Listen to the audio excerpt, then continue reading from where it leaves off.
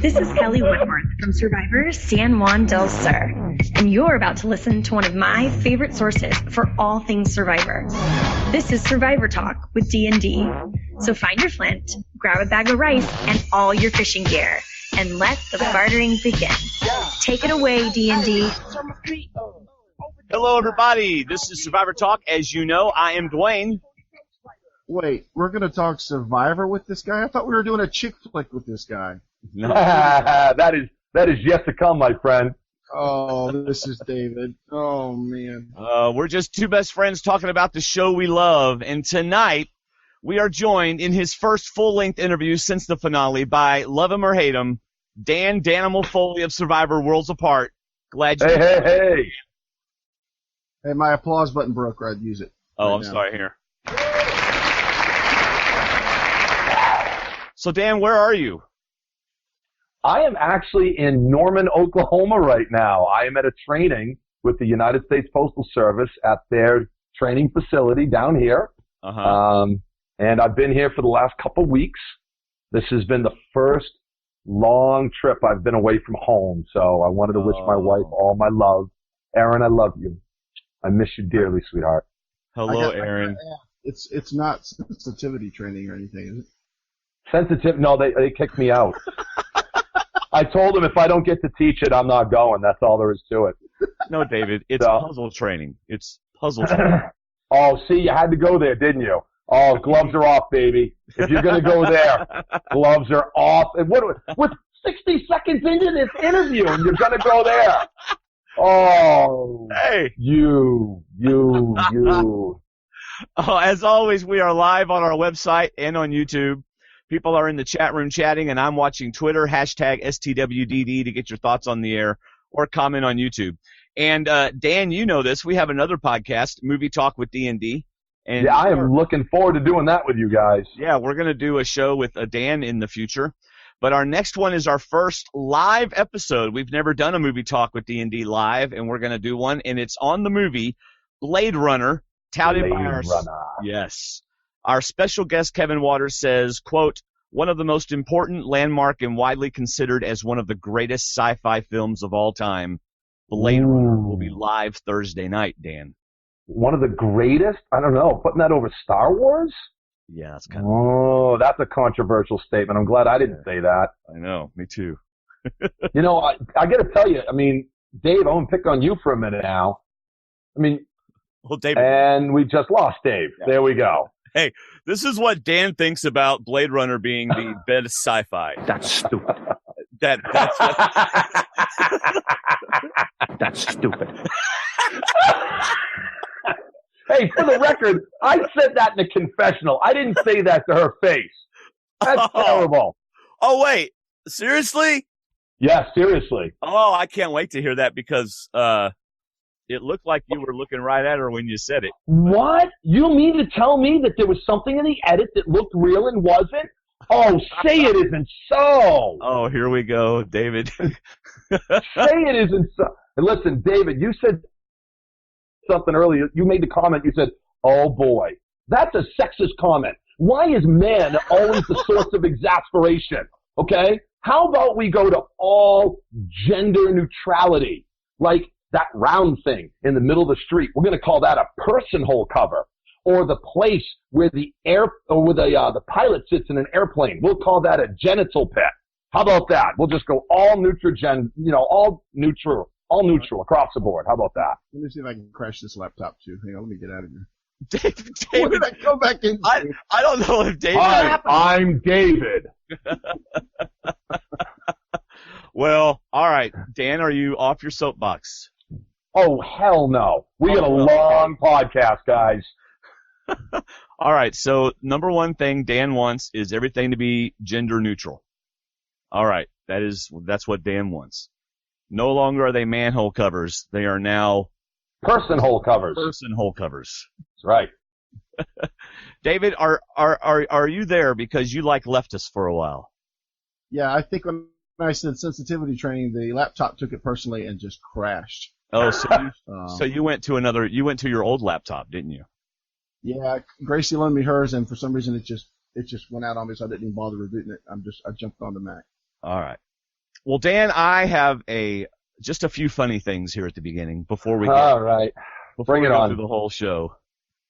David, you missed it. Whenever I said that Kevin Waters said that Blade Runner is widely considered as one of the greatest sci-fi films of all time, Dan said, That's stupid.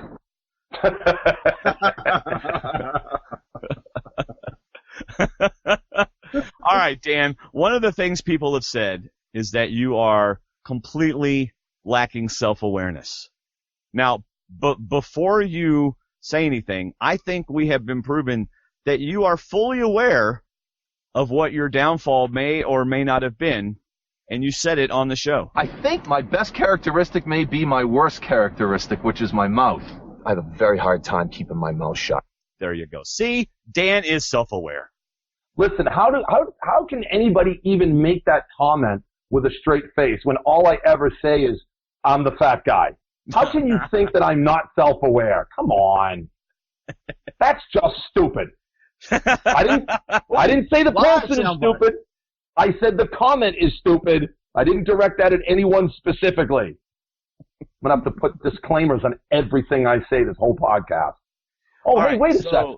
Wait a second. Hold on. Before you go any further, I have something for you guys. Oh, no. Oh, yeah. I What? didn't have Oh. my own.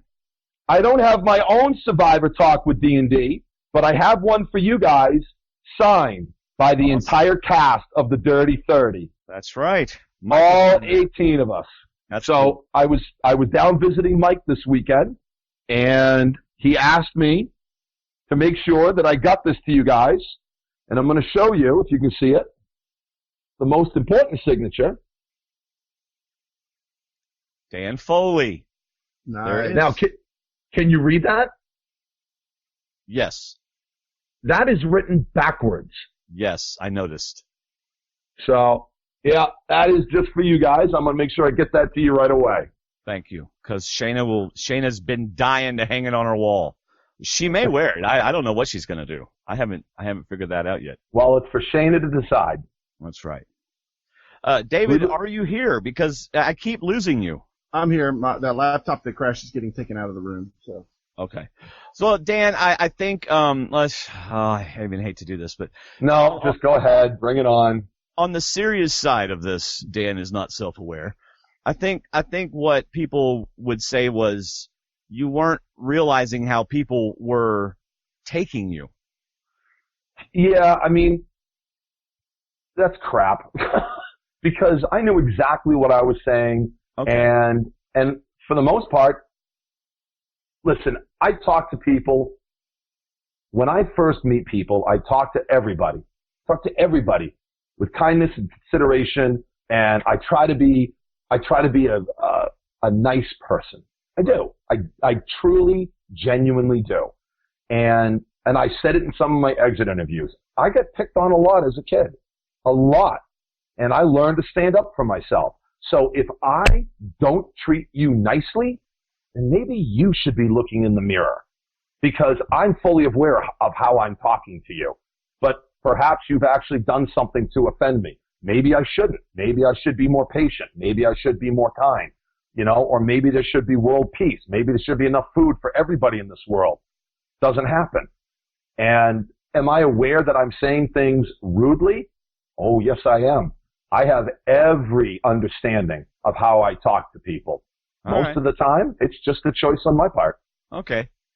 So you're comparing talking nice to people with world peace? Thank you, Jeff. Thank you, Jeff. I really appreciate that. Well, one is a little easier to do than the other. I mean, they're not quite the same.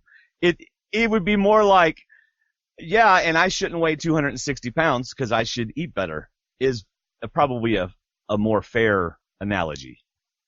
You weigh 260 pounds, really? Yeah, it's ridiculous. I'm not happy about it. Yes, it's a horrendous analogy. I apologize. Again. No, God, you don't now we're not even apologize. We're not even 5 minutes in and I'm apologizing already. Oh, wait a second. I actually know how to apologize. Amazing. Oh. We'll get to Sierra in a few minutes, though. Okay. Yeah, I've got several notes that says Dan tries to apologize. Dan tries to apologize again. Dan tries to apologize again, and it's a reoccurring theme throughout the season. Who did I try to apologize to other than Sierra? Oh, we'll get there. We'll Yeah, get there. You just hang out and we'll be right there.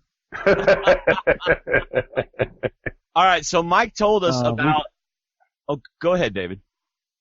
No, go ahead. Mike told us about the first night and the collapse of the shelter. And I would just love to hear that from your perspective. Let's see. The conversation that was shown of me giving Lindsay a hard time about telling her that I'm a... Oh, yeah, I don't need that. Thank you. I'm sure you have it on speedy queue. Yes. Thank you. And I made it very clear to her that she wanted to take a piece of bamboo, put it in the ground, take another piece of bamboo like this, and simply tie them together with vine and expect it to stay in the air. That's when I told her, and she just kept at me, and they didn't show any of that. And that's when I finally had enough. I said, it's not gonna hold. I'm a fat guy. Bamboo is hollow. It's going to break. Sure enough, she set it up the way she wanted to, and the bamboo broke. No. Yeah, the whole thing collapsed the first night. After that, the next day, I took over with the design. Mike, of course, helped. Sierra basically did the entire roof, but Lindsay did help. I don't want to take anything from her. And actually, one of the cameramen told me it was probably one of the top 5 shelters ever built in the history of the game. Oh, that's good. Wow. That's really good. So, you're welcome. Rodney didn't help, or just? Rodney stood there and critiqued, which was nice. That was cool. So tell us about when it collapsed. Weren't you, first of all, Mike says you are like an oven at night, super hot. And, yeah, I'm a walking furnace, man. I literally go to bed at night and I bring the temperature of the room up by 10 degrees after a few minutes. And I told Erin before I left, I says, honey, you have to know. They cast girls this big, and they're all going to be freezing once the temperature hits 60. You have to know that the girls are going to be cuddled up to me at night. Right. And she says, I got it. I understand. I love you. And I trust you to keep your hands off all the pink parts, which was crystal clear. And there was never a worry about that. Right. And yeah, Sierra and Lindsay, one night I woke up and Lindsay is practically on top of me. She had an arm over my chest, a leg over my legs, just trying to stay warm. And all I could do was just lay there all night because I was afraid to move. How cold would you say it got at night? I think the coldest it ever got was maybe 55 degrees when it was raining out. Oh, yeah, that's pretty cold. No, I actually slept in, okay. Not to you. Not to you. No, you're from me. No. Yeah. No, yeah. I swim in the ocean in January, and sometimes I do it naked. So, I'll do it just as, with the polar bear club, with the lobster. Stop yeah, I know. Stop with Don't picture that. Do not picture that, people. No. Unless you're going to crash again, so don't do that. Max actually put something up on Twitter the other day. He said he watched one of my casting videos, and his computer crashed. To which I responded, I can even piss off computers. That's beautiful. That's great. Nice. Yeah. So one of the questions that I like to ask people who've played the game, especially fans. So you've been a fan for a long time, and you have tried to get on the show for years and years and years. And you get to be on the show, and now you get to see behind the curtain. I'm not talking about post-show. I'm not talking about edit. I'm talking about when you're there on the island. You get to see, they make you walk down the beach 8 times. They put you on lockdown, and they check you at medical before and after tribal councils and all this kind of stuff. You get to see all the behind the scenes things. What did that do for you? Did that help it? Did that take away from the experience? Was it what you expected? I'm not one of those super fanatics. I mean, there's super fan, and then there's, way up here with the fanatics. And I don't study every nuance of the game, and I don't obsess over it. And I've actually never watched a season more than once. I've watched it one time, and I had a pretty good idea as to what I was getting into. We actually didn't have to do too many repeat walks on the beach for tribal council or things like that. The weirdest thing was the cameras. That was really the most peculiar thing, especially when we first got onto those mats on the very first day. And there's like 100 people there. And the one thing that I tell people, it's kind of like, oh, it makes sense now that you explain it, but nobody thinks about is if you ever see an aerial shot of a challenge, none of those are us. Right, it's a dream team. Yeah, exactly. Because if it was, then you'd see the cameras on the ground. And most people are like, oh, that makes perfect sense. Right. But as far as the hunger, as far as the cameras, as far as the conditions and the extra walks and all that, I had a pretty good idea. Yeah. I can read between the lines. See, I'm in the same boat in that I've never seen a whole season twice. I've never felt the desire to. I've only seen episodes twice once we started podcasting just to get my notes and everything. I'm actually thinking about ordering All-Stars this summer because it's like under $20 if you use our Amazon link on Facebook. And it's pretty. But I'm thinking about watching it to get an idea of what to expect from these second chance players because these are players that have played before.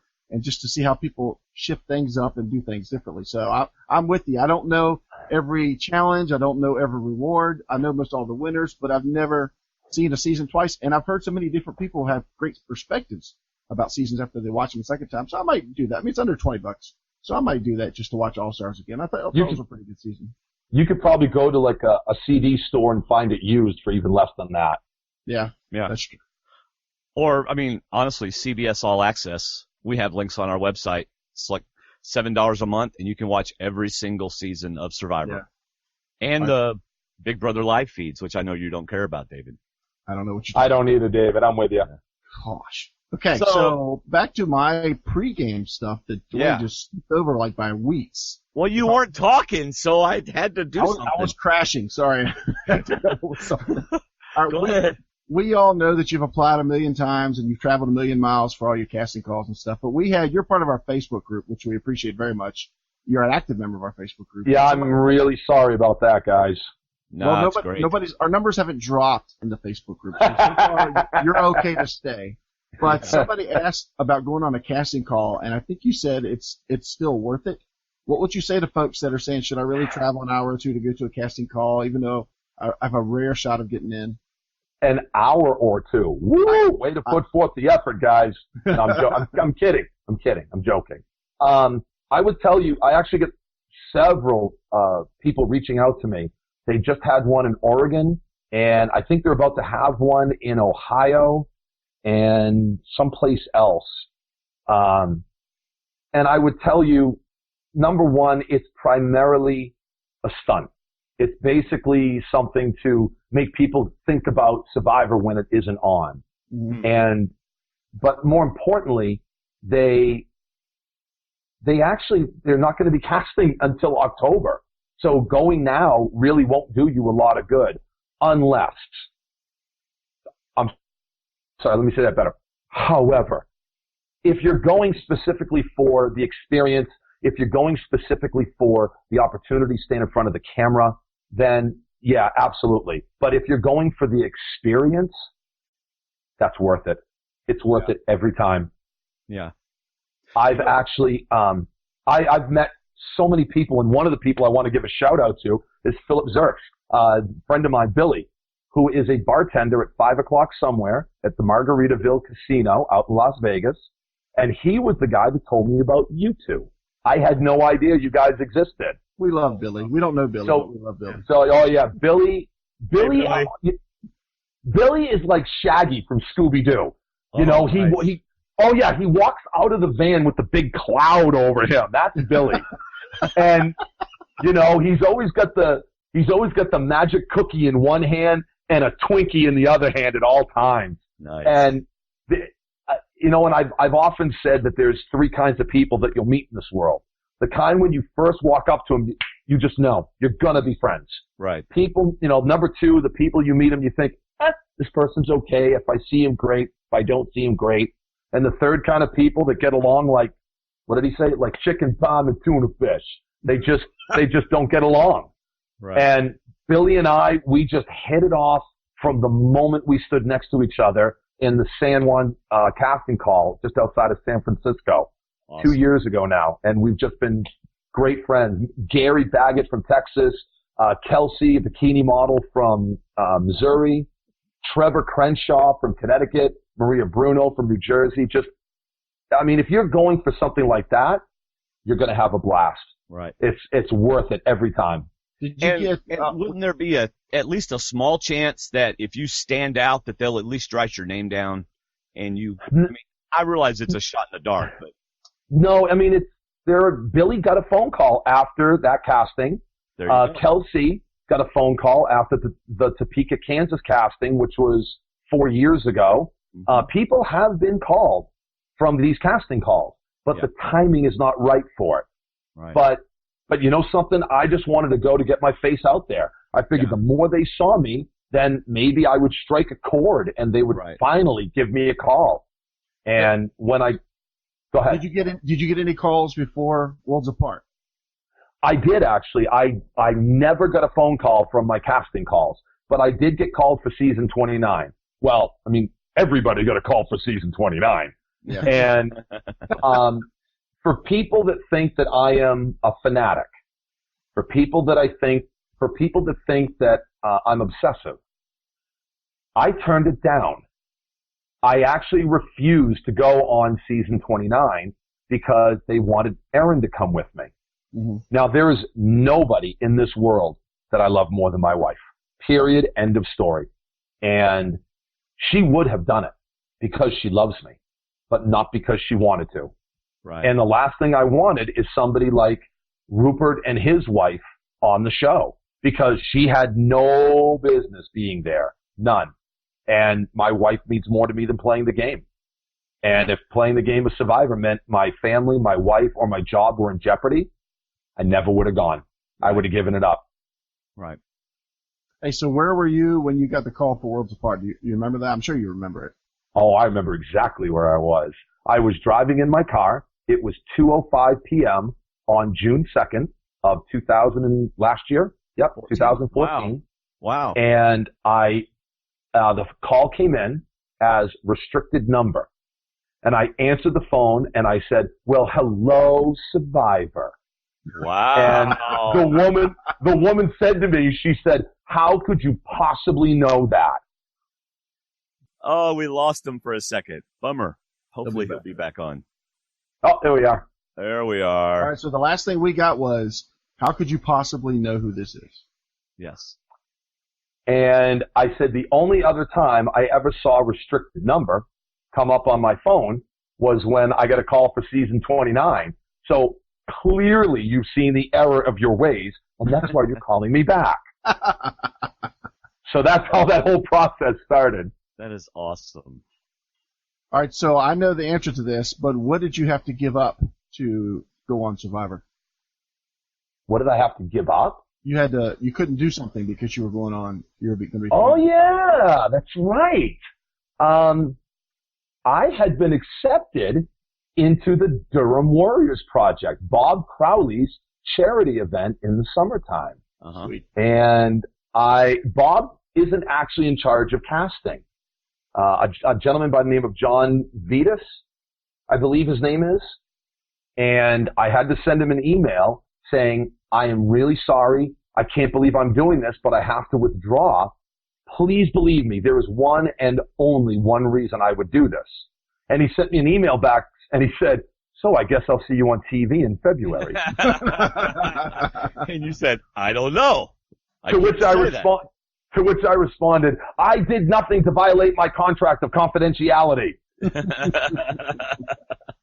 Durham Warriors Survivor Challenge. Andy Baker was on it last year. said it is incredibly fun. And our friend Lou Odo was on it the first year. Yes, and Lou Otto was also on it. So, I didn't even know about it the first year. I had no idea. It really was no idea at all. So I applied for it last year, and I got accepted. Yeah. And I had to withdraw, and Bob Crowley has not let me live it down since. He is just, he has just beat me mercilessly about that. It's fun to have friends who know you well enough that you can joke around with, and they know the real you, isn't it? Wait a minute. Guys that bust balls? What? Oh, that's unheard of. Oh, we're getting to that. Hang on. That's page 3. That's page 3. I got one final. I know we're already in an hour and a half into this, but anyway, I got one final pre-game question.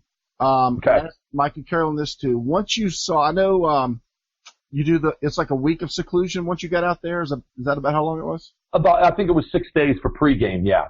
Once you first saw the other 17, what was your first observations and what were your immediate, because I know you're going to look at them right away and start grading everybody and picking out people. And what was your first thoughts pregame when you first saw them? Wow. I thought that this was a really eclectic group of people. I looked at Tyler and I thought, holy crap, he looks like Clark Kent. I'm afraid of that guy right away. Yeah. And then I also looked at Lindsay with all the ink. I thought, yeah, I'm afraid of her too. I looked at So and I thought Brenda. I looked at Joe and I thought Malcolm or Ozzy. Mm-hmm. I looked at Mike and I thought Colby. And I just started going through all these other survivors. I'm thinking to myself, this is like a Survivor All-Stars. And of course, I'm Rupert. So, I mean, that's legitimately what I thought was, wow. But you weren't going to bury a shelter in under the ground. You weren't going to put it into the ground. Yeah. I don't think you have the right chi to be Rupert. Yeah. If you'd have wore tie-dye, it'd have been perfect. Yeah, Rupert's all. There was no way I was wearing tie-dye. No way at all. Oh, man. So was there anybody that you saw right away and you thought, I want to connect with them? Yeah, I'm going to click right away with that person. Yeah. It's tough because you can't talk to anybody. I mean, if there was even lingering looks, they came over and they gave you the shaken finger. And I actually thought So was going to be really dangerous because although I put her up in the Brenda category, obviously, but I actually thought of her more like a Parvati because she spent a lot of time just touching the people that worked there, all of the guards that were standing over us. And I thought, okay, she's a super flirt. She's going to be a lot of trouble. But it's really tough to make those kind of assessments over people. You look at somebody like Joaquin and you think, this guy is fit. This guy's going to be a challenge beast. And you think the same thing of Joe and Mike and Tyler. And all of these are very double-edged swords. Right. If you have people like that on your tribe, that's great. But then they're going to be tough to get rid of down the road. Right. So I really wanted to go into it with a really open mind as much as possible. Now, when did you realize which group you were with? Was that on the beach? Did they say, okay, go to that mat, or was that in the trucks? It was in the trucks because what they were doing. That's right. Because they were handing out buffs before we actually got onto the trucks. That's so right. You could see, you saw the 3 colors right away. Right. Sorry, that was a brain fart on my part. I forgot you came in on the trucks. Yeah, we'll get to me forgetting things later on, I'm sure. So when you got to the truck area and you came out in blue and you said, oh, there's 5 other people in blue. That kind of maybe gave it away a little bit. Yeah. A little bit. Yeah, it was like an anvil to the head, subtle. So. Did you like your tribe even before you talked to them? Well, I had seen Kelly at finals, and I also saw Jen, and I also saw Max. Final casting. And yeah, because they had 3 rounds of final castings. They had one in April, one in May, and I actually knew a lady, Barbara Cross, who had gotten a call for that, and they cut her at the last minute. But I mean, we were all Hail Marys. We were afterthoughts. We were, let's give these people a shot. And there was me. I mean, Max showed up really late in the process. So essentially when I got there, it was me and 7 women. And it was 3 cookie cutter blondes. One of them was Jen. There was a token brunette who was also in her young 20s. And then there were 3 women, probably my age-ish, 40s into 50s, and all comparable in some ways. And one of them was Kelly, and then me. So I'm thinking to myself, there's nobody here in my demographic. So either they have somebody that they're not too sure of, or they need another puzzle piece that they're missing, and they're giving me the shot. So either I'm competing against somebody they already don't like, or I'm competing against nobody. Right. This is like the best case scenario for me. Except that you're calling yourself a puzzle piece, and we'll get to that in a minute too. Oh. Sorry. What, have I offended? Have I offended puzzles now? Really? Jeez. Thank you, Mr. Probst. I appreciate that. Since we're still in episode 1, how can I say this nicely? You're kind of an outspoken guy. Yeah. What? But being the fan that I got from your videos and your interviews, I'm like, this is going to be a bucket list for him to volunteer to be one of these 2. Did you volunteer, or did Mike pick you, or how did that come about? The very beginning when y'all got picked to go do the Clue or the Rice. Oh, I got thrown under the bus. No 2 ways about it. Yeah. Oh yeah, I still have tread marks on my back from that. The first thing Mike said was, he goes, well, I guess we should acquiesce to age and wisdom. Dan, you go. Ah! Oh, were you the first one to go? The first one? Oh, he pointed right at me. And of course, everybody else went, oh yeah, that's a great idea. Yeah, he did. Oh. Yeah, thanks. There's a no-win. If I say yes, then, that could be a horrible scenario. If I say no, now I'm the coward. So, I didn't have a choice but to say yes. Well, yeah, of course. So when Probst then said, okay, choose somebody. So I just looked at the group and I'm like, okay, who wants to go? Well, now somebody's already out there. Mike is smart enough to know that he doesn't want me to know something that he doesn't know. So he jumped in to volunteer with me. Oh, how nice. And thus he's a giver. Yeah. Thus began the long, rocky relationship. Listen, I just spent the weekend with Mike in Texas. Just kidding.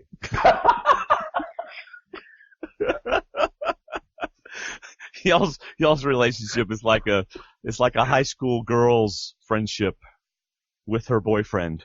I'm offended by that gender reference. I'm just saying. There you go. Okay. I know you are.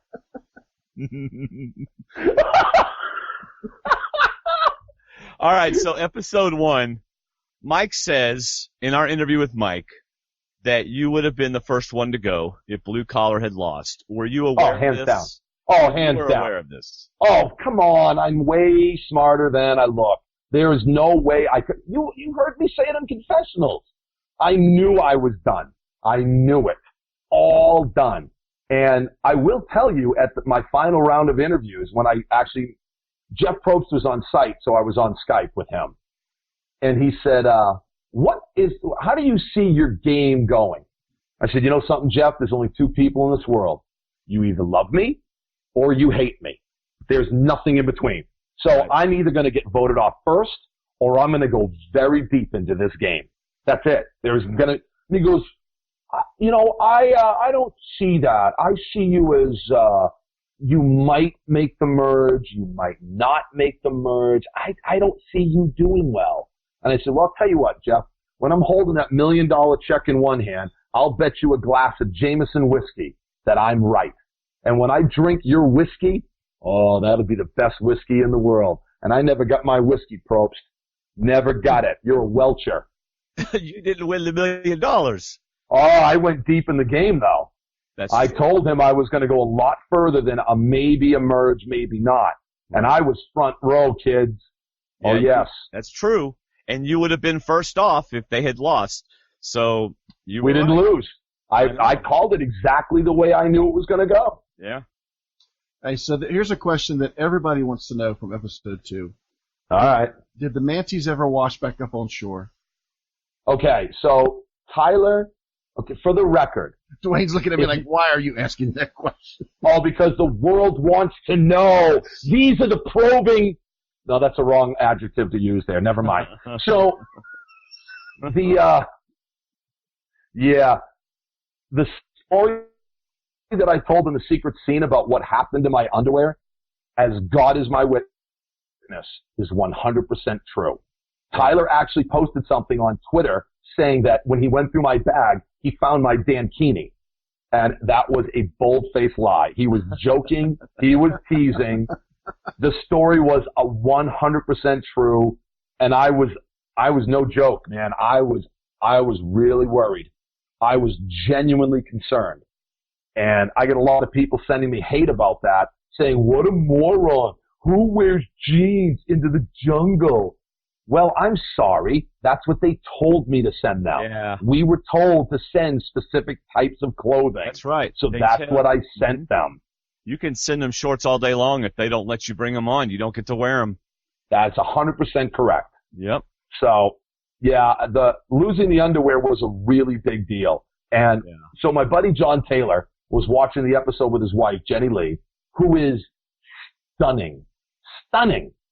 And they're watching the episode, and of course this whole thing happens, and she's looking at the TV. She's like, oh, Danny, how could you? And JT's built like I am. He's a big guy, a little heavy set. And he said, honey, I got one word for you. Chafing. And she's like, oh. She said, I never thought about that. And he's like, what's that? That word gives me chills. Yeah. Thank you. See, Dave, you're not exactly a svelte guy yourself. You understand these things. Oh, yes. Man. Thank you. There's nothing worse than being stuck at Disney World with 10 hours left to go, and you can't even walk. It's really horrible. You're doing some funny, awkward Monty Python weird walking society thing, you know? Because you really don't want to touch yourself because you're around all these kids and you think the restraining orders are on their way. That's why the best ride is the bus ride back to your vehicle in the airport. Yes, man. Yes. Best ride of the day. Yeah. I mean, everybody, why are we stopping to get baby powder on the way home? Just shut up. Just shut up, honey. Car. Shut up and wait in the car. All right. But at that point, you have to apply 87 times because it just turns into mud. You know, I mean, it's just nasty at that point. I can't imagine how uncomfortable that would be on the island. And think about it. Be hard. I mean, I said it perfectly about when I'm walking around in those jeans. I can't raw dog it in those jeans. That will tear me apart. Right. Yeah. So, you know, I made do with what I had, and I thought I was actually a little creative with my shirt. Yeah. I mean, granted, nobody would ever want to wear that shirt ever again, but I get it. That's fine. Well, of course. So I could see Dan in the challenge. The whole Blue Tribe is up to the post, but Dan is walking gingerly through the course. I'll be there, Jeff. Just a moment. I'll be there. Come on, Dan. Come on, Dan. At that, you know something, if it came to that, I would have just said, screw it. I'm going Richard Hatch. That's all there is to it. I need medical. There isn't. I mean, they would have had to pay extra in pixelation to cover my ass on that one. Just, you know. All right, whatever. So one more serious question before we move on. This was the episode we saw where Mike gets a little bossy or starts, you know, was it really that much? Was it enough that you could consider using him as a target instead of yourself? Or did we just get the few minutes where he kind of tried to push people around? No, it was worse. It was a lot worse, actually. Yeah, it really was. It was really bad. And it was funny because we just, you know, part of me was like, okay, just let him implode and let everybody get all pissed off at him. But he was doing the lion's share of the work around there. There's no two ways about it. I mean, I woke up every single morning. I was out gathering wood, and everybody sat around because what they really didn't show was Lindsay and Sierra had after day 3, those two had really just completely ostracized themselves. Oh, yeah. Because all they did was just hang out together. They did nothing with the rest of us.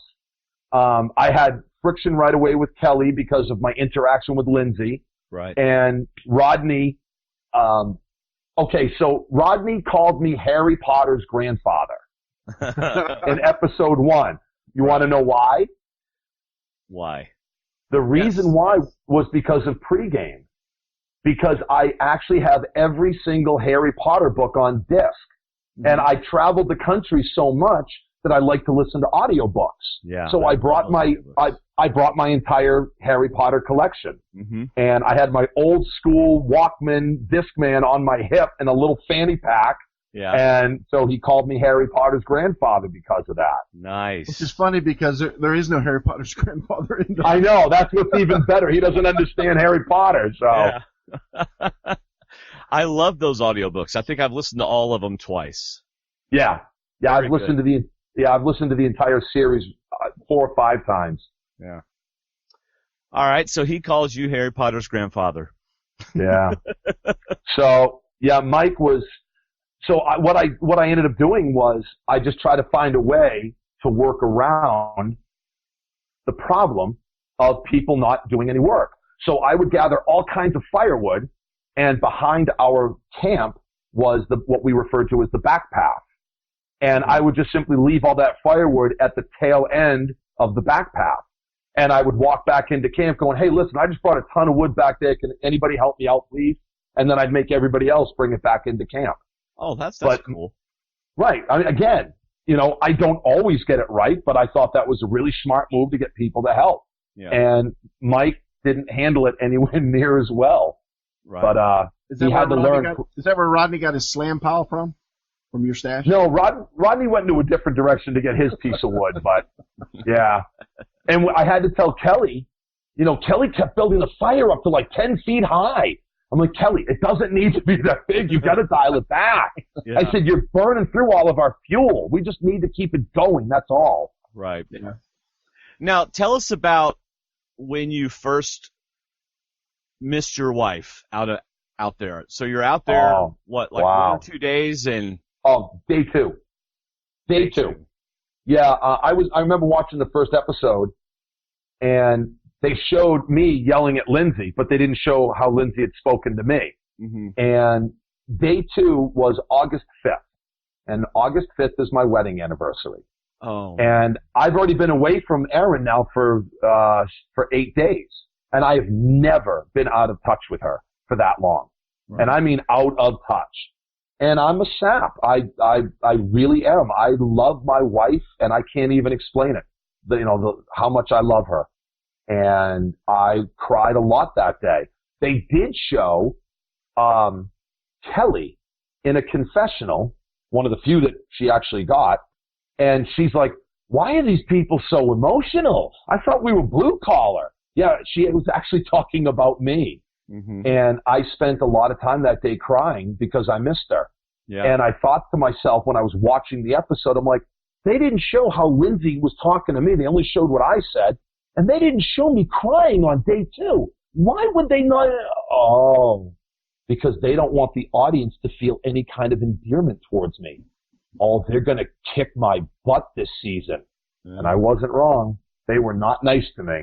Wow. So you went the whole season thinking, this is my edit. It's just going to get worse. Yeah. Yeah. Yeah, I did. Starting with the very first episode. And it actually it only got worse from there. That's got to be rough, your anniversary on the second day. Oh, your anniversary any day, Yeah. You know what they should have done is they should have let you go on a reward since it was your anniversary. Or given me an anniversary cake at the reunion. Yeah. Even if they hit me in the face with it, that would have been nice. So what year was your anniversary? What year was it? We were married in 2006. Awesome. Oh. Well, they did give you melons later on.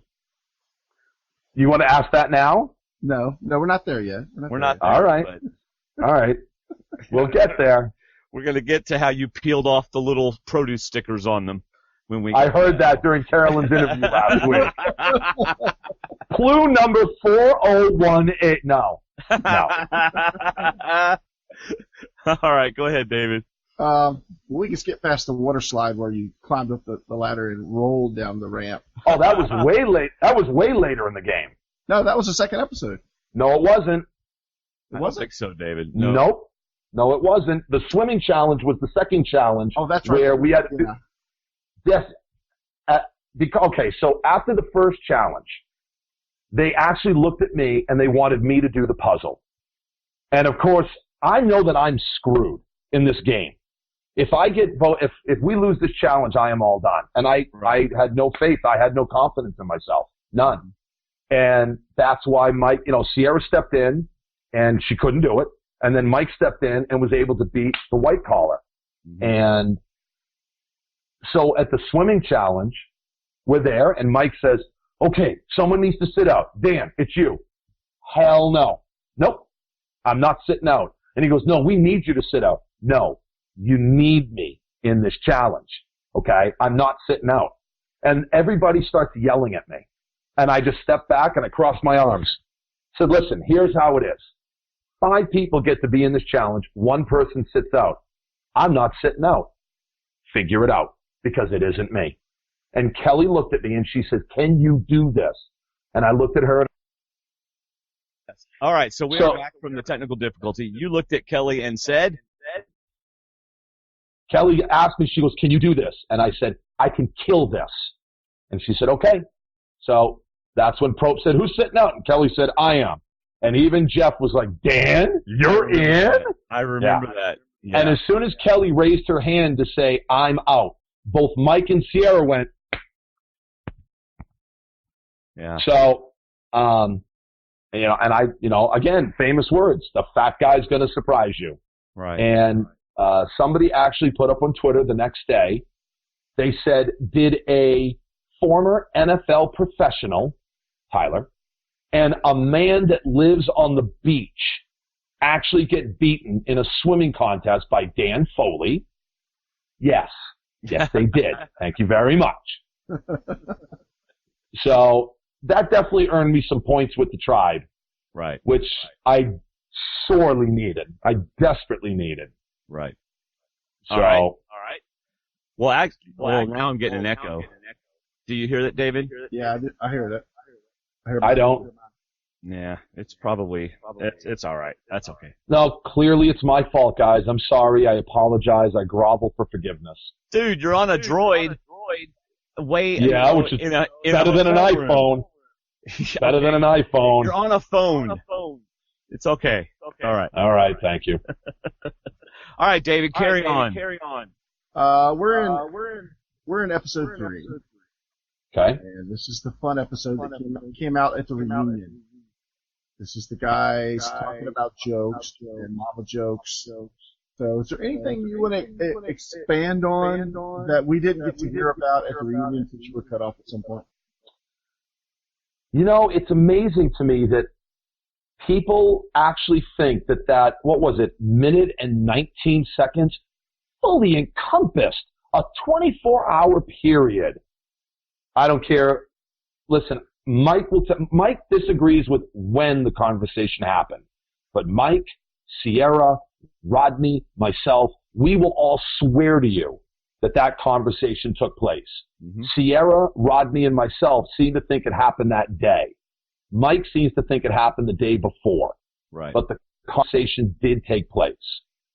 Okay? We were joking around about when guys know each other and how they make fun of each other and how they rank on each other's families. Uh-oh. You still there? Oh, yeah. Yeah, we're here. Still here. Here he is. Oh, I'm so sorry, guys. Dude, man, it's all right. If we didn't like you. What? You actually like me? Now I know you're lying. Oh, gosh. I just made that public. Why did I say that? Don't associate yourselves to me, guys. Listen, I know that we said this off the air, but I was afraid to do this. They've made me look so bad, and I've gotten so much hate, I really didn't want to tarnish you guys with it. And I think you're going to tarnish us. No, seriously, I really didn't want the people that dislike me, who do like you, to not watch or not listen to you guys because of it. How coincidental that we're talking about some part of the edit and you get knocked off the hotel internet. Conspiracy! CBS is in the building. They are everywhere! Oh. That was David, not me. I did not say that. All right, I don't even know where we were. Where were we? That's what we were talking about. Oh, the Rodney thing. Yeah. Oh yeah. Yeah, and you know something? I don't care what they say. I don't care what anybody else says. That conversation took place. It 100% took place. We did talk about that. We were making jokes. That was the day of the leaking bucket challenge. Yeah. And I had actually passed out after that challenge. Really? Medical was called because I waited till everybody was out of camp until I called medical, and my blood pressure was going up and down very dramatically. I think I had as much as 25 millimeters of mercury pressure change simply from sitting down to standing up. Wow. And I stopped taking my blood pressure medication that day. I had talked with Dr. Ben about it, and they showed none of it. And that's why I was lying down in the shelter.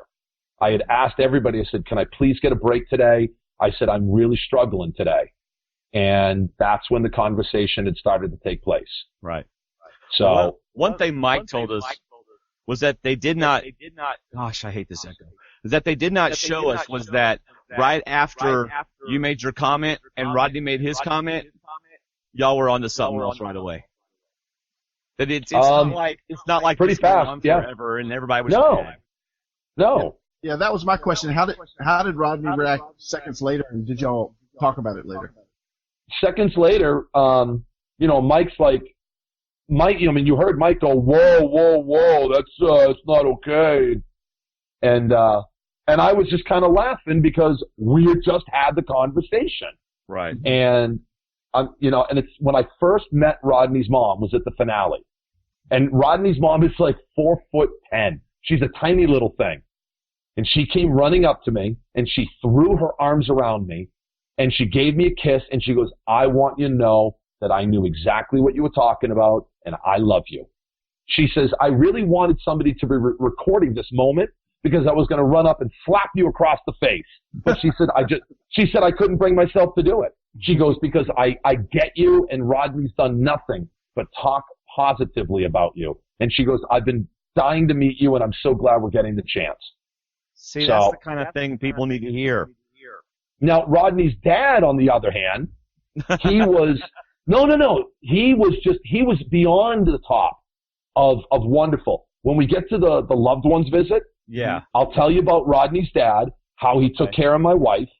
But at the finale, at the after party, he came up to me and he goes, bro, listen, I want to tell you right here, okay? I friggin' love you, okay? I got what you were saying. I wasn't offended, and I want to tell you how much I love you, and I'm going to prove it to you. Where's your wife? Because I want to go bang her, okay? That's what I want to say.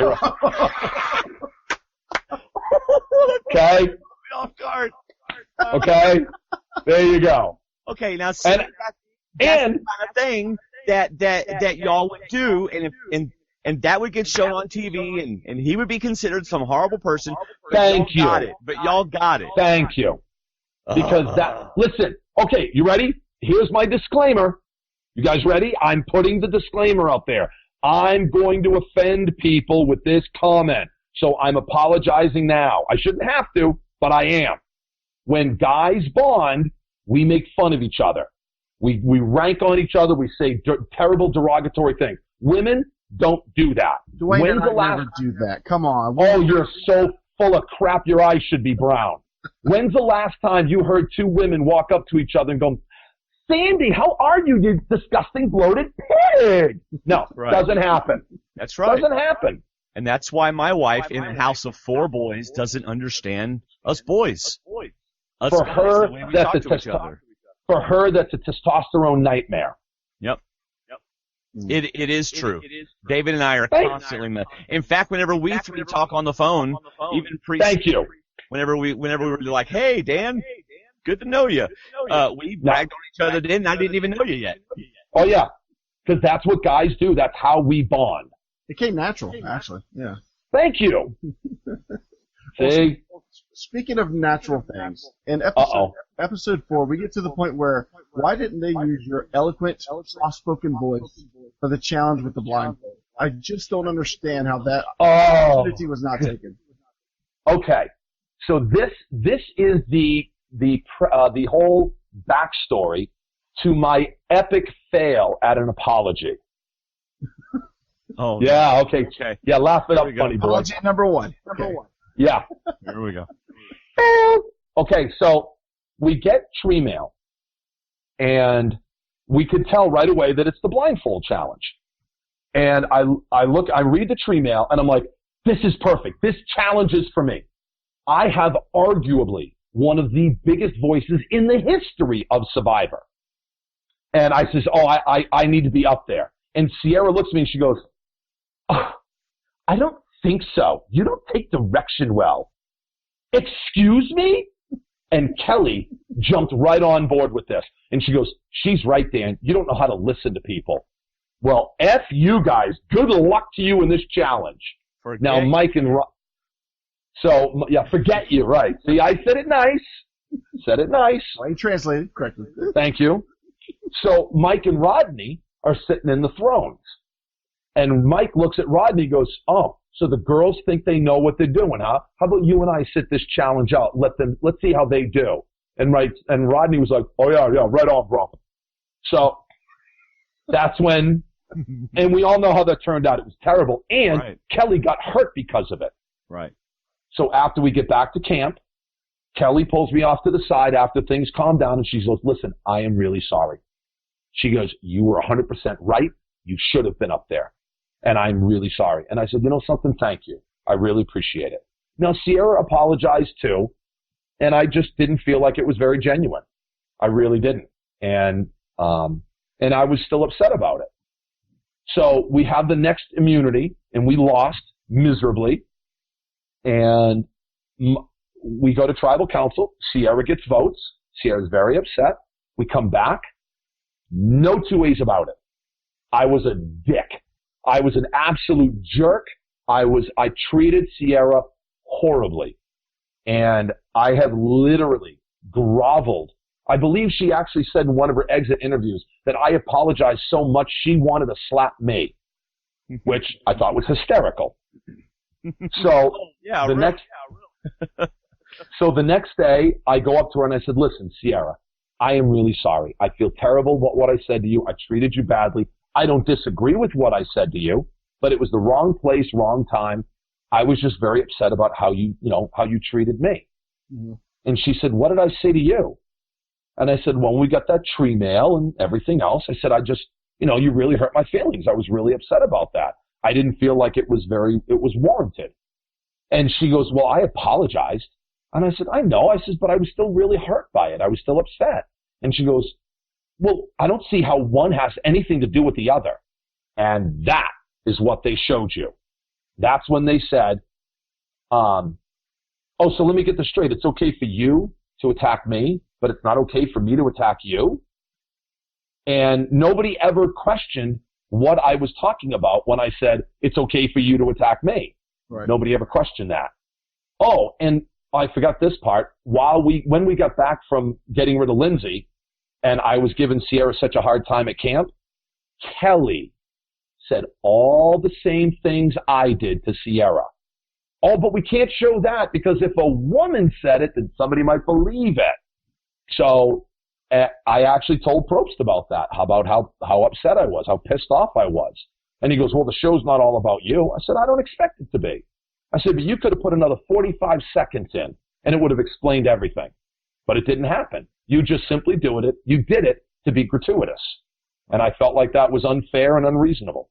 Well, they had the story and the Dan that they wanted to show, and that's why they did. I don't think it's because Kelly was a woman or whatever, but I think it was more like this is the Dan we want to show. That's not the Kelly we want to show. Well, they also wanted to make sure that they only showed bits and pieces of me. Well, and if they had, think about it like this. Let's tie in with movie talk with D&D. All right. Think about it from this perspective. They are literally manipulating time. because they have the entire season all laid out, and they know what's going to happen. They go back in time to the beginning and show you just what they want, and they pick and choose because they know the outcome. So, right, yeah. So you're only into the beginning of episode 5, and this is what you're seeing. You're seeing the comments that you made that just don't fit because they're not showing the rest of what we're getting. So what do you think at this point at the beginning of episode 5? I'm thinking exactly the same thing that I thought in episode 1. I am screwed. I am so screwed. Wow. So. Okay. Yeah, and Go ahead. I'm sorry. Go ahead. No, you're fine. Go ahead. Well, I want to try to take care of this echo technical difficulty we're having. For some reason, your microphone is picking up our talking and transmitting it on yours. So I don't really. Yeah. Is your head just maybe unplug it and plug it back in? And it's coming across on the video too. It's just crazy. We don't ever have this much problems. It must be David. Clearly. Test. How about now? Is this better? Test. Oh, thank you. I don't know what you did, but you fixed it. Oh, it must have been me. I moved my hand just an inch to the left. That's what. Well, I am a technician for the U.S. Postal Service. Clearly, I have the expertise for such things. Thank you. You fixed it. Thank you so very much. All right, so let's continue with this question that I haven't asked yet. Who is your final 3 right now? You and who else? At this point in the game, who are you thinking ideally would be your final 3? Yes, I know you're thinking about it. No. Come on. No. I mean, one of the, yeah, no way. Why? How could I possibly be thinking about it before there's even a mix-up? Well, you can't take all 5 of the 4 that are left to the final. Who would you not want to pick of those 4? I didn't know if I wanted to take any of them because I didn't know about the other people on the other tribes at this point. Well, then who did you have the tightest alliance with? Put it that way. Well, at that stage of the game, it was Mike. Right. Because I really pissed off Sierra. Yeah. I couldn't get anywhere with Rodney, and Kelly actually had, Kelly wasn't. I couldn't get together with Kelly at all. She was tough to read, and I got to tell you, the Meet Dan, Meet Mike, Meet Kelly videos. Mm-hmm. Kelly was more dynamic in her Meet Kelly video than she was during the game. Did you know she and Mike were so close? I had an inkling that there was something going on there, but I didn't realize it was as big of a connection as it was.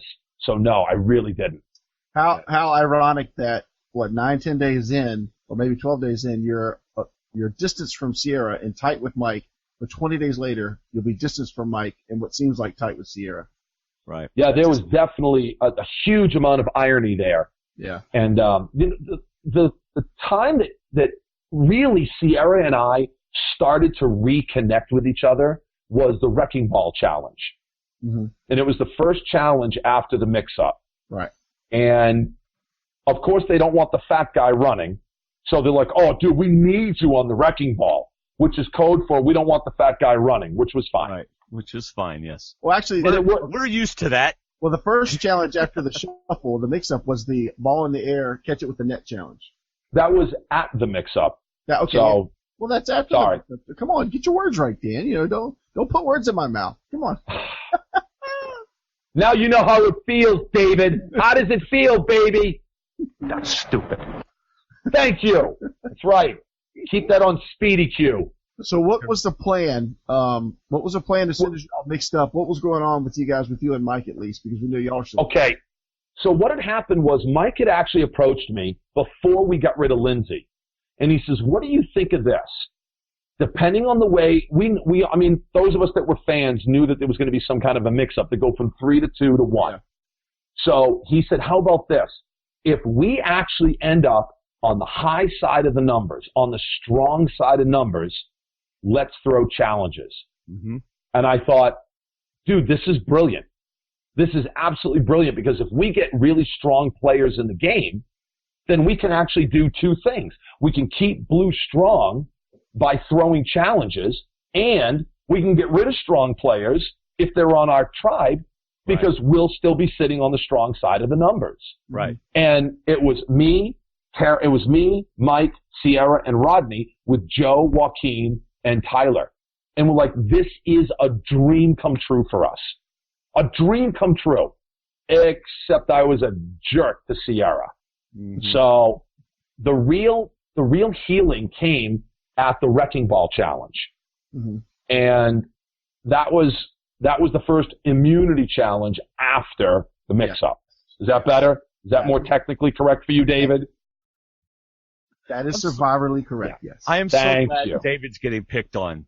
I get picked on so much in this podcast. You know why? It's David and the guest. We can bust each other's chops right away. So. David and the guest. Exactly. Yes. That's right.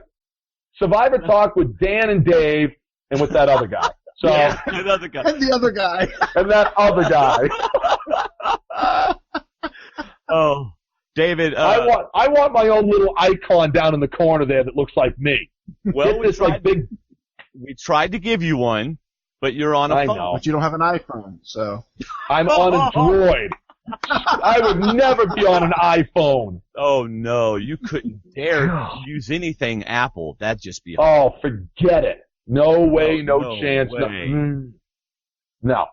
So, the real healing... That reminds me. Okay, just a little bit of a fun thing. A little bit of a preview of one of the things I'm going to say on Movie Talk with D&D.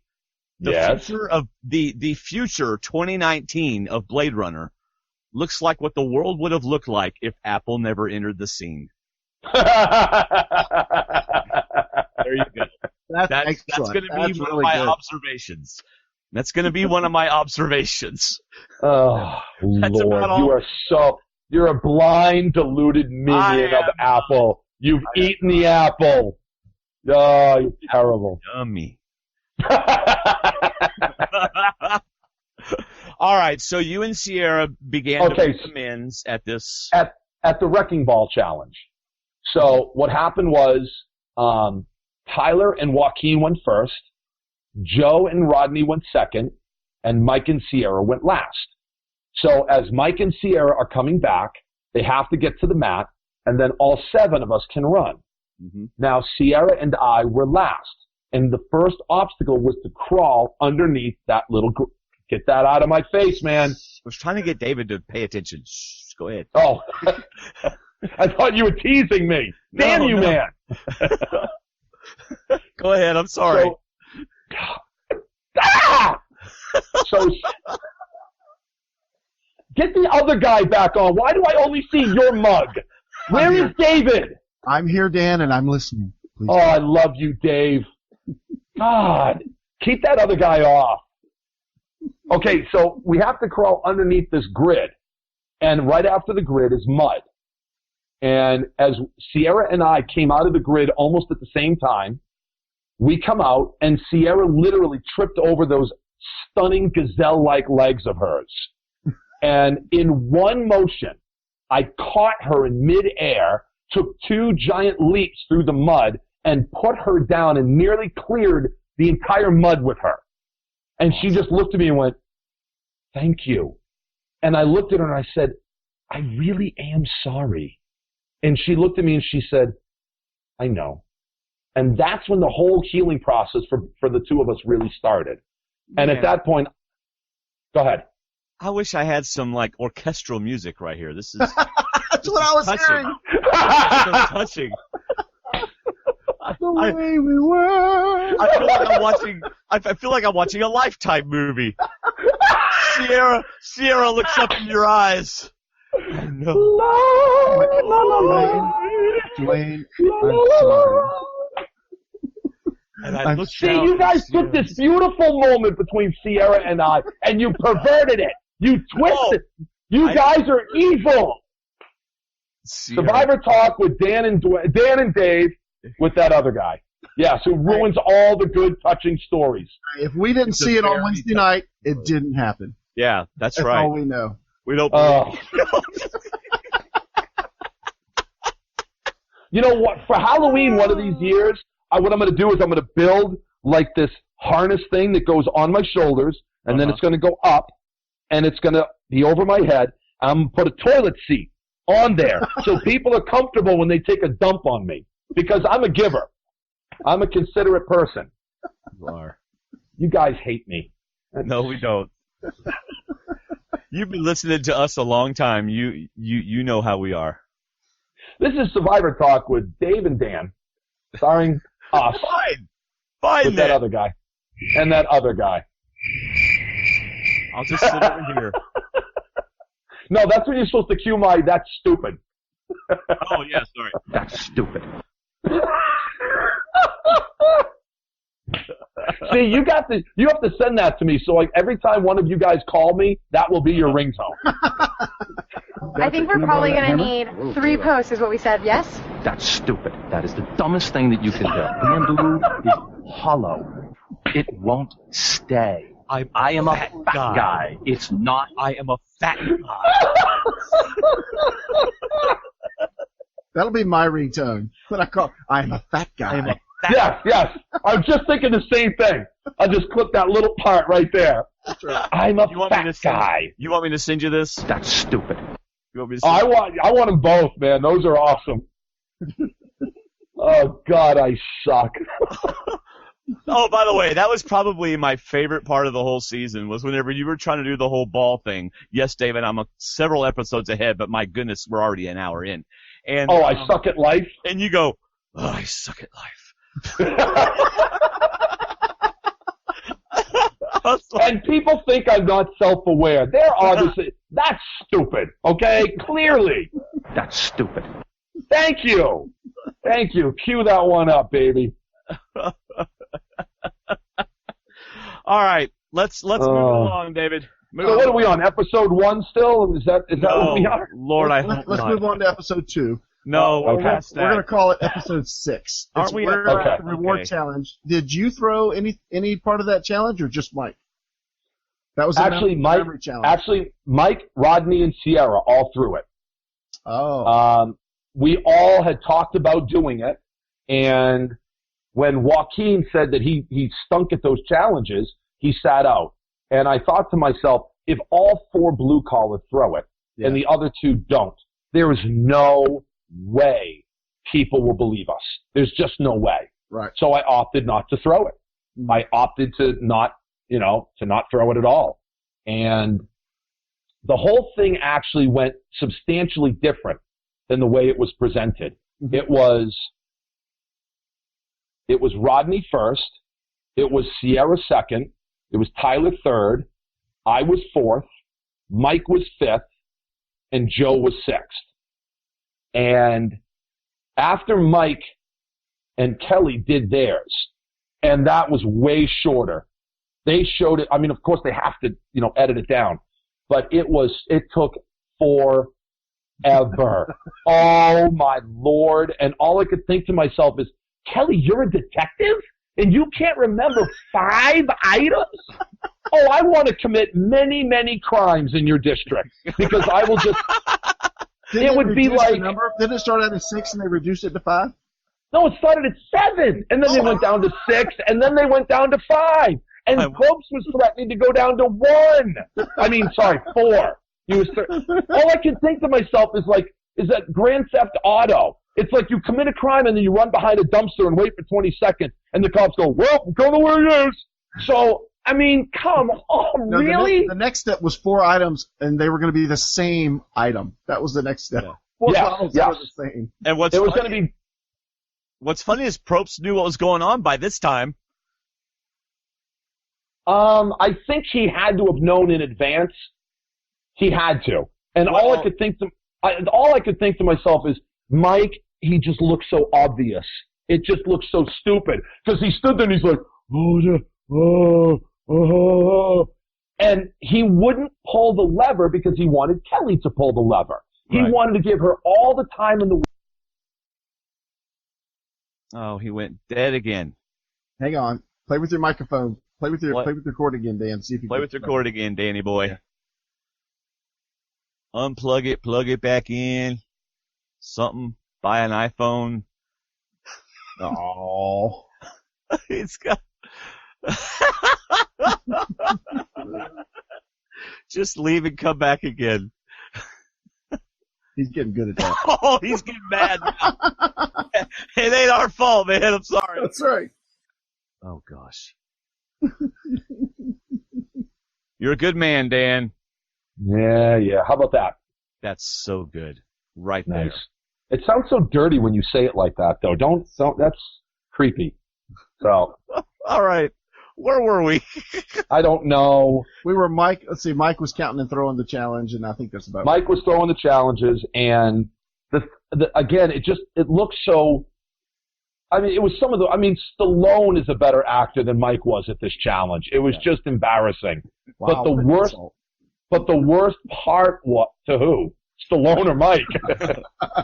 but the worst, honest to God, the worst part was when we get back to camp, and Joe is the first person to come up to me and goes, "Do you think Rodney threw that challenge?" Rodney. You don't think Mike? Really? Rodney? You think Rodney was the first one? Really? That's stupid. Wow. Thank you. Yes. Well played on the timing of that one. It's about time. Oh. Wow. Rodney. Mike told us that Probst overheard him say to Kelly, "Hey, I'm trying to let you win this." So Probst knew, but he didn't know until they were doing it. I don't believe that for a second. Oh, okay. I do not believe that for a second. I don't think there's any way that somebody is going to intentionally throw a challenge and Probst doesn't know it. The great and powerful Oz knows. There's no way he didn't. Oh, I don't believe it. Beforehand. 100%. 100%. I don't think there's any way that we came into that challenge without Probst knowing. I don't believe it. I really do. So cameramen would have had to given production heads up, and they would have told Probst. I think the producers would have told them because we talked about it in confessionals. There you go. So I don't think there's any way he didn't know. That means this means you and Andy Baker have something in common. You both wear tinfoil hats. As in conspiracy theories. No tinfoil, dude. No, it's conspiracy theories. It's not a conspiracy. I think Probst is responsible for the show, and I think they bring him in on all the major things that might happen. So does he know about every nuance of everything that we're doing? No. But I think if somebody's going to intentionally throw a challenge, I think he's going to be in on the loop. Okay. Mike said he seemed awfully surprised. I don't know. I wasn't a better actor than Stallone. Well, that's still not saying much, but I don't know. Maybe he was surprised. I wasn't looking at Probst. What we kept making jokes about was we thought that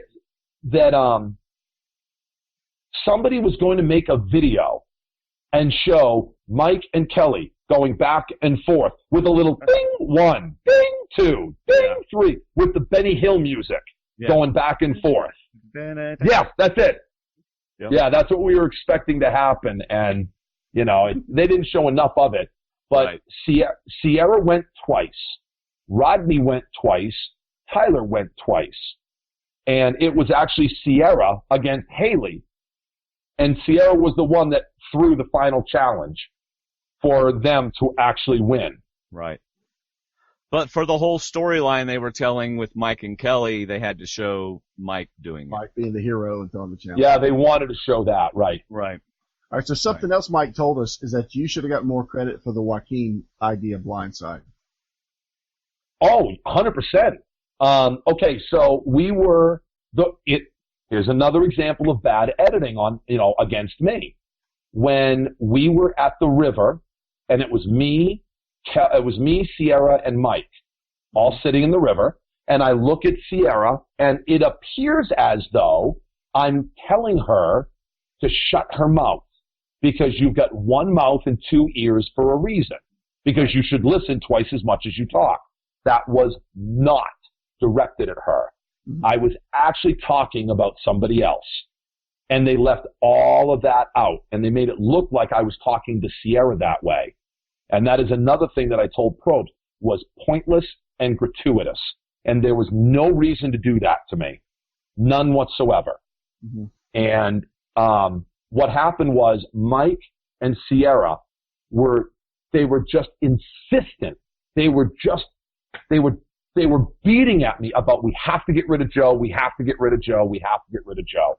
And I said, listen, I've actually had a hard time eating while I was out there. I was vomiting from day 3 up until about day 10 or 11. Because every time I ate anything, I would throw up. Once Joe got into camp, we got the rewards, so we got some flavored stuff, we got some spices. Joe was a spectacular cook. So I said, number 1, I think you don't kill the cook. I'm sorry, you don't kill the cook. Amen. Number two, Joaquin is a much bigger threat. And Mike's like, no way, no. I said, listen, Joaquin's going to be and I heard Carolyn's interview last week. She's 100% right. Joaquin was a challenge beast. He would have been every bit as much of a threat as Joe would have been. But Joaquin represents something more frightening. Numbers. He represented him and Tyler, which we knew were tight. Every time we went to a challenge, there's Carolyn winking, blowing kisses, big smiles, little waves. So we knew they were tight. At that point, we had no idea that Shireen was insane. So we had to presume that they were lying about her. So that's 4. And Rodney and Joaquin, Rodney was gone. We had lost Rodney. They were 5 strong. And if we merged with them at that number, we were all done. We would have been screwed. And Mike's like, no. And he woke up the next day, the day of the immunity challenge, and he came up to me and he said, you're 100% right. Walk's got to go. And that was the only time Rodney voted against me, was that vote. Yeah, that's. I think Mike even said it too. He said he would have not wanted to go up against Joaquin in those individual challenges. He said the guy was. I mean, Joaquin or Joe, both of them were a bona fide challenge threat. Yeah. But Joe didn't have the numbers that Joaquin did, so Joaquin had to go first. So what was Rodney like after that tribal council? Oh, you would think that Rodney would be like screaming and throwing things. No, he did something worse. He got quiet. Yeah, like really quiet. And Mike comes up and he goes, I gotta talk to Rodney. I'm like, that's a good idea. You go do that. I'm behind you 100%, man. You go. Go on, man. That was a fun part of the show to watch, Rodney and Mike talking after that. Yeah, Rodney was pissed. So, there was another example of Mike didn't make the move, but he got all the blame for it. So. Yeah. So after Max goes and then Joaquin goes, then we get to another Survivor milestone, the merge. The good old merge. I still say they merged us early. I still say they did. I still say they did not want Joe to go home, so they merged us early. I don't know whether it's true or not, but I stand by that. Okay, then now you're wearing a tinfoil buff. Okay, now is a better example. Yes. But did you think they merged us early? A little, but I just think the game was getting it's so spread out. At that point, I want to see everybody. You got so many personalities in there. I want to see more people in it, but it's still going to be spread out because you can't cover everybody at once. I mean, but it's not it wasn't as spread out as 3 tribes. But it's usually a one vote off and then the jury starts. So it's pretty close to when it seems like they start merging. Well, a lot of times they do merge when the jury starts, not one before it has happened. Not saying that it never happens, but I would say statistically more often they merge when the jury starts. They don't merge one person early. Right.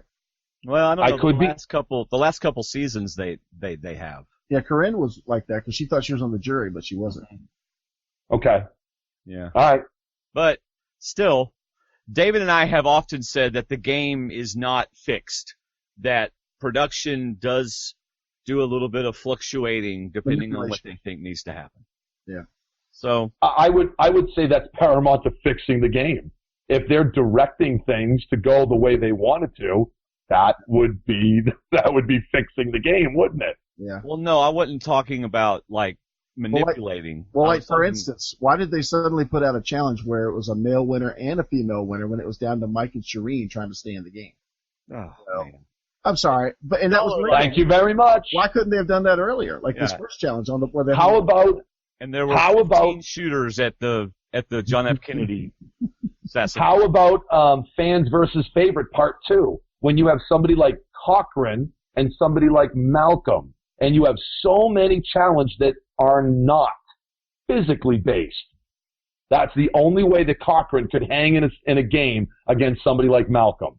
Come on. We probably better stop because CBS is monitoring the hotel feed, so we should. Well, just edit that out later on. No, we're not editing anything out. So after the merge, was Joe the first target? Oh, of course. Yeah. Joe was 100% the target at that point. And then he wins the challenge. Yeah, so we're talking about, okay, Joe wins the poll challenge, and we have to get rid of the Wonder Twins, either Haley or Jen. Yeah. And, of course, power couples have to go. So we targeted Lindsay and Sierra first. We targeted Rodney and Joaquin second. So we target Jen and Haley third. And Mike comes to me and he goes, who do we go with? And I said, who are you thinking? And he goes, we got to get rid of Jen. And I said, nope, we got to get rid of Haley. And he goes, why? Jen is obviously stronger. Jen is obviously better at challenges. Jen is obviously calling the shots. What they didn't show was Joe had given me some cockamamie story about finding an idol. Nina found an idol and played it. That's why Vince went home first. Yeah. And it just smelled fishy. So I said, we don't know whether there's still a no collar idol in play. Mm-hmm. I said, they're going to expect Jen. We've got to go after Haley because they'll never see it coming. And don't tell people until the last minute. And he says, okay. Well, I love Mike. I do. But Mike has to be in charge all the time. And it was my call to get rid of Joaquin. And I think Mike didn't like that. I think Mike did not like that because it wasn't his decision. It was mine. So Mike changed the vote at the last minute and told everybody to vote for Jen. And Jen whipped out an idol. And once again, Dan was right, but nobody showed, it was never shown. So I had the better gameplay at that moment. So the day the merge took place, I actually walked up to Kelly, Sierra, and Rodney. And I had said to all three of them, I said, if we go to the final tribal council today, who wins this game? And they said, Joe wins. I said, absolutely.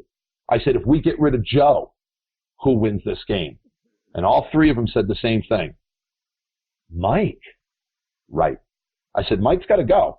May not be today, but we have to be thinking about it now. Well, when we lost Kelly, that was a big loss. That was a big loss to the numbers. Right. That's funny that you say he's got to go. It may not be now, but he's got to go. You know who got those lines? Rodney. Rodney got those lines. Because I delivered them to him. Those were my words to all three of them. Mm-hmm. Right. Well, that's the way Survivor is. I mean, we all know that they have a story that they're going to tell, and that's the edit that they're going to show. So if it's not in the Dan story to have you making good decisions like that, then they're not going to show it. That's not necessarily a bad edit. That's just the edit that they chose. You may not like it, but that's the edit that they chose. Well, and it's funny because somebody actually started a Reddit string, and they were talking about what I've been talking about adamantly, is that CBS did me dirty. And they didn't show my gameplay. They didn't show, they just showed me looking like a jerk. And this person, I want to give this person his credit, but I do not remember the person's call sign. So I can't give him his credit, or her for that matter. Right. And they basically said, what if Dan won the game? I guarantee you they would have made him look substantially different. They would have changed everything about how he was presented. And, sure. people argued against it. People argued for it. But, again, that's where it goes. It comes back into what I was saying earlier about manipulating time. They absolutely would have showed it different because they always show it based on who's going to win. Then they adjust the edit for that. So, I mean, lots of people that were given what they considered bad edits, if they would have won the game, CBS would have edited them differently. So, I think that's a perfectly valid point that CBS edits based on the story that they want to tell. And they saw an opportunity. I mean, let's just be honest here. They saw an opportunity to get ratings at your expense and at Will's expense, and and because they didn't have to show some of that stuff. They didn't have to show some of it, but they chose to. Well, the thing that upsets me, the thing that really upsets me about all of this is if I say something stupid, and well, Dwayne, you get mad at me because I said something stupid. That's fine. I can live with that. I stick my foot in my mouth all the time. My mouth is my biggest asset and my biggest detriment. There's no two ways about it. Right. But if Dave tells you something about me, and now you dislike me because of what he said, I have a real problem with that. Right. I have a huge problem with that. Because now your opinion is not based upon anything I did. And, let's talk about the double standards that exist. There are women's double standards, and there are men's double standards as well. If a woman, and again, I'm not trying to be sexist, I'm not, but if a woman calls a man a misogynist or a rapist or a child molester, forever, that individual is going to be stained. That's the kind of thing that can haunt you forever. And that's why, if they just made me look like an idiot, that's one thing. But to come out and call, basically present me as a misogynist, that is a terrible thing. And that's why I'm so upset about all of this. Yeah. And the perfect example is I had an apartment available about a month and a half ago. And I was, I put an ad out and I was showing it. And this very, very nice lady shows up. She was recently divorced, needed a place to live. And she had 2 kids. She had a little 3-year-old daughter and a 7-year-old son. And we're walking around the apartment and I'm showing them the place. And after about 6 or 7 minutes, the little girl stands in front of me. She wants me to pick her up. Oh, so cute. So I look at Mom and I said, is it okay? And she went, sure. And she had this tentative look on her face. So I picked the little girl up and I'm the king of the rock, Bob. I've got this down cold. We're showing her the apartment. We're walking around. And then at the end, we're chit-chatting a little bit. And finally, the mom looks at me and she goes, you mind if I tell you something? And I said, no, what? You're not a dick at all. You're a nice guy. Thank you? How do you respond to that? And I said, well, obviously you watch Survivor. And she went, no, I don't, but my girlfriend does. And when I told her I was coming to look at your place, she said, don't live in his apartment. He hates women. He treats people badly. That's the kind of thing that stains you. Right. And that's the reason why I'm so upset about it. Right. And I'm sorry. If you dislike me because of me, that's fine. I'm okay with that. I don't want to tell anybody that I didn't say those things. I said every one of them, and I accept responsibility. But the only thing that I said that was shown properly was my comment about Shireen. Other than that, everything was taken out of context. And that's what's bothered me about all of this. Right. Surviving the game was easy. Surviving the edit has been difficult. Yeah, and that's it's not funny, but we get to that point right now where after Kelly goes, episode 8, this is the episode where we get 2 super fans, well, one super fan and one real fan or deep fan, Dan and Shireen, talking about stuff, and I'm thinking, okay, these 2 have finally hooked up. They're going to start talking through the game, and these 2 are going to start working together to get to the end. And that's where you start talking about numbers and making a run. So Shireen comes to me the day of the merge, and she goes, listen, as soon as I saw you and you're listening to those Harry Potter books, I knew that you and I were going to connect. So she starts pumping me and probing me for information. Now everybody, every single person that has had any dealings with her told me, do not trust her, she's insane. Don't do it. I'm not that way because I want to give everybody a fair shake. And Kelly goes home. The next day, we're at the river. Shireen comes up to me, and she goes, I want you to know that Kelly is gone because of you, because of the things you told me. And I went to Jen and Haley, and I told them what you said. So I want you to know that. Now, how would you respond? Because I'll tell you right now, I give everybody a fair shake in life. Mm-hmm. And when you walk up to me and you start giving me a hard time and you start busting busting balls on me, I'm sorry. I'm going to give it back to you. So if I treat you badly, then maybe you should look in the mirror because I'm treating you the way you've treated me. Now, Mike, I made those comments to Shireen about it just boggles my mind that superfans can't do basic math. Did that have anything to do with her gender? No. Because if Max had said that to me, if Mike had said that to me, I would have said exactly the same thing to them. It had nothing to do with the fact that Shireen was a female. Zero. Was that ever said? That it was because Are you joking? Was that said? I mean, I don't know. Yeah. I don't remember. Okay, so what happened was, I'm in the river and I say this to Shireen, that, it boggles my mind that you can't do basic math. Okay. They quickly cut to Shireen, Jen, Haley, and Sierra, all sitting on the beach. And Shireen basically sat there and said, Dan said I can't do basic math. The next thing they show is Haley sitting in a confessional going, well, obviously Dan's a misogynist. Where did that come from? How do you get from basic math to I'm a misogynist? And then they lead straight into, dear God, will somebody just slap Shireen and shut her up? Well, I'm all done now. That's it. I'm a woman hater. I promote violence against women, and they tied all of this together in a beautiful, neat little package to sell me down the river. All right, so where does that comment come from? Which comment? Which one? The slap this woman. Because she wouldn't shut up. Well, no, Shireen, you told me the image in your head of where that comment comes from. It had to do with, what, a cartoon or animation where they wake people up? I mean, the whole concept in my mind was like in a movie where somebody's just, they're all hysterical, and you just slap them and calm down. But the reality is that it was an expression. Right. How many times have you heard somebody say, oh, I could just kill this person? Do you go home and plot murder? Come on. I mean, how many times do we hear Jen say, oh, dear God, will you just shut up already? There wasn't a single person all season that spent time with Shireen that did not say something derogatory about her. Even Mike referred to her as a man-hater.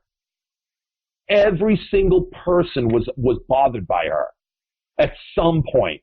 Max is probably one of her biggest fans. And even Max has come out and said she was toxic. She was poison. And he said that was my biggest mistake in the game was to associate with her. So I wonder how she'll do on second chances. It'll be interesting to see how that works out for her. It all depends. Again, it depends on how they edit her.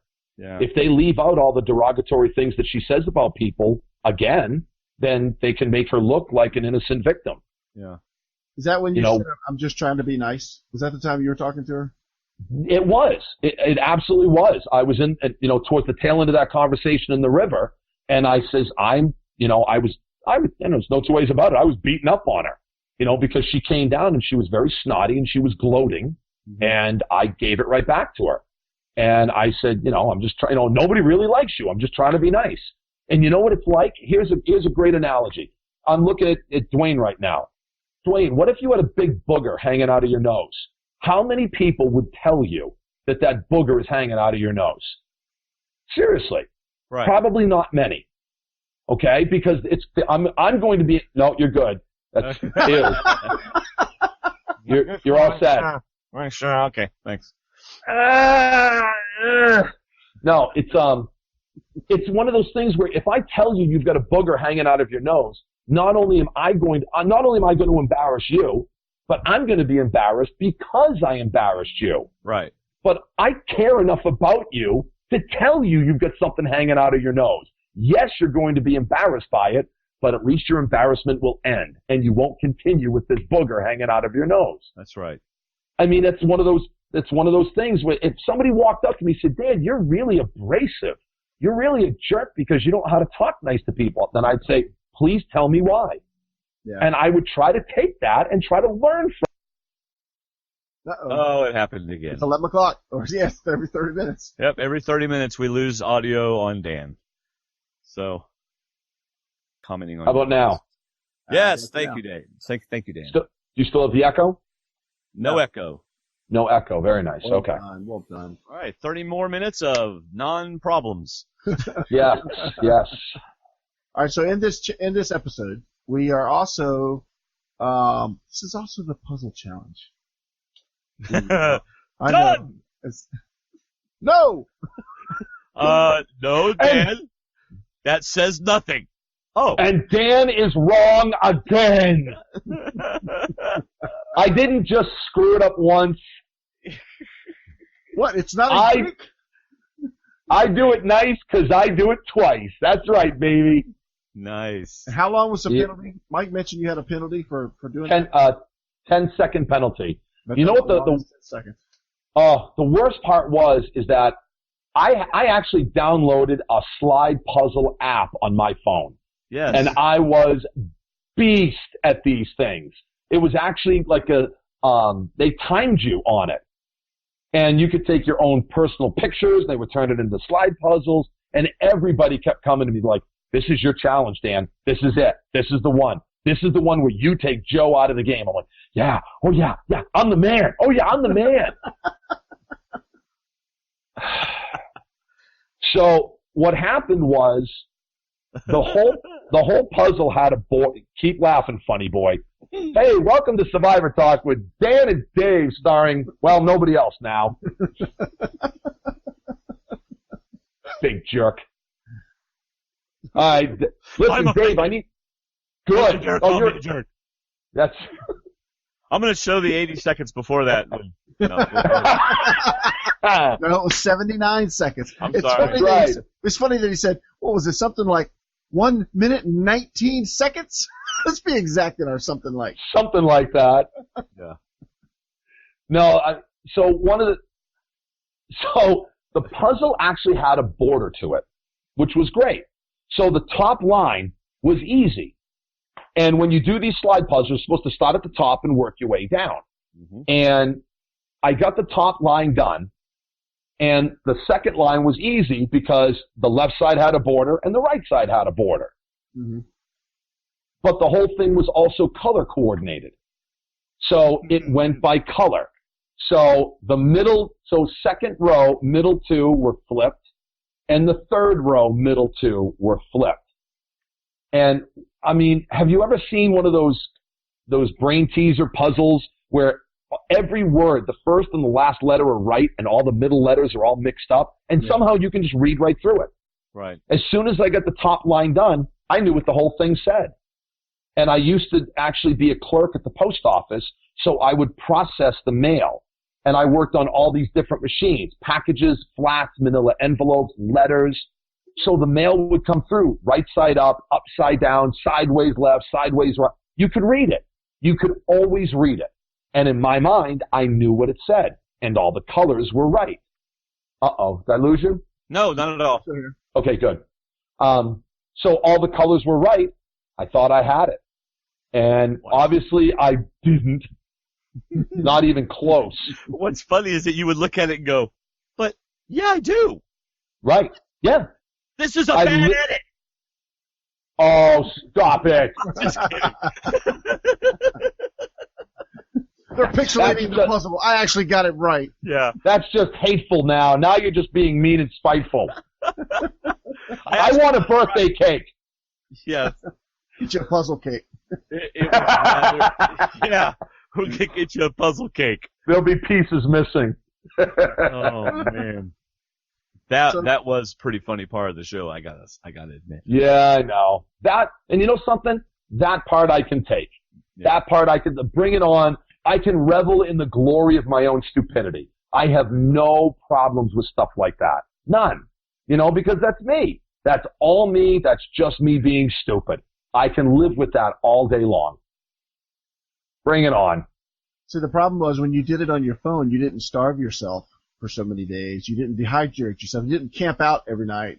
I mean, that's actually very generous and it's very considerate to say, but no, it was just me being stupid. I'm not going to give any credence to that at all. None. And a lot of people have said things like that. Well, he said these things because of the hunger. He said these things. No, I was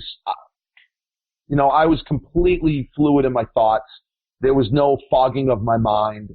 I own what I say. I have no problems with it. None whatsoever. So I'm happy to own my failures. So how do you feel about flippers? I love dolphins. Same I do. Maybe we need to get Dan's definition of a flipper before we have this conversation. Okay, Dave, say something so I can see your face. Okay, I'm here. Oh, so much better. Yeah, that's nice. Oh, no, there we go. Keep laughing, Dave. That's good. Listen, there is. Oh, I'll just leave David up on the screen. Here we go. No. There we go. Oh, It's so all much David. better. No, go away. All right, no, seriously, it's okay. Should I have said never? Of course not. But I will give you an enormous amount of gratitude. I really want to say thank you because I've seen you post many, many things basically saying that it depends on how I define a flipper. Mm-hmm. And you're 100% correct. I did go into an explanation. They didn't show it. They showed none of it because they didn't have the time. But Shireen basically said, this is just Dan's way of intimidating people to vote with him. So in one episode, I'm a misogynist, I promote violence against women, and I'm a bully, all at the same episode. In 43 minutes, I am the biggest scum of the earth. That's awesome. Thank you, CBS. Appreciate that, guys. We must be watching Survivor. Yeah. So, you know something? I was thinking in the terms of when there are still early in the merge, when there are still divisions, when there are still what people consider lines, like Carolyn flipped. Carolyn flipped when she got rid of Max. That was a flip. Was it a good move? Of course it was a good move, but that was a flip. Tony did not flip in his season. Tony backstabbed. Cass flipped because she was in a definitive alliance and she flipped to the other side. Yeah. Cochran's first season, he was in with his tribe mates and jumped ship to join Coach and his cronies. That was a flip. Did it help them? Did they get further in the game? Yeah, it did. They got much further in the game. I'm not saying it wasn't a good move for them, but they didn't win. To have people, and once you get down into the very small numbers, there are no more alliances really. It's really just, every man for himself, and who can I align myself with? So, do flippers ever win? Yes. Yes, flippers have won. I heartfelt apologize to the entire Survivor world who has beat me like a baby seal over making this comment. I cannot apologize enough. I profusely offer my soul for forgiveness. Okay. Is that great? Now Dan talks about beating seals. Come on, Dan. Oh, stop it. I'm going to take that little clip and combine it with some other clip. I would say, though, that if Mike had not won those last challenges, Carolyn would have won this season. Absolutely, hands down. It depends on who she's with. Who would have beaten her? Me, hands down. You think you would have beaten Carolyn? Tyler actually said in one of his confessionals that Mike is the only bona fide threat in this game. If we can get rid of Mike, the only two people that can win this game are me and Dan. Now, where do you think that came from?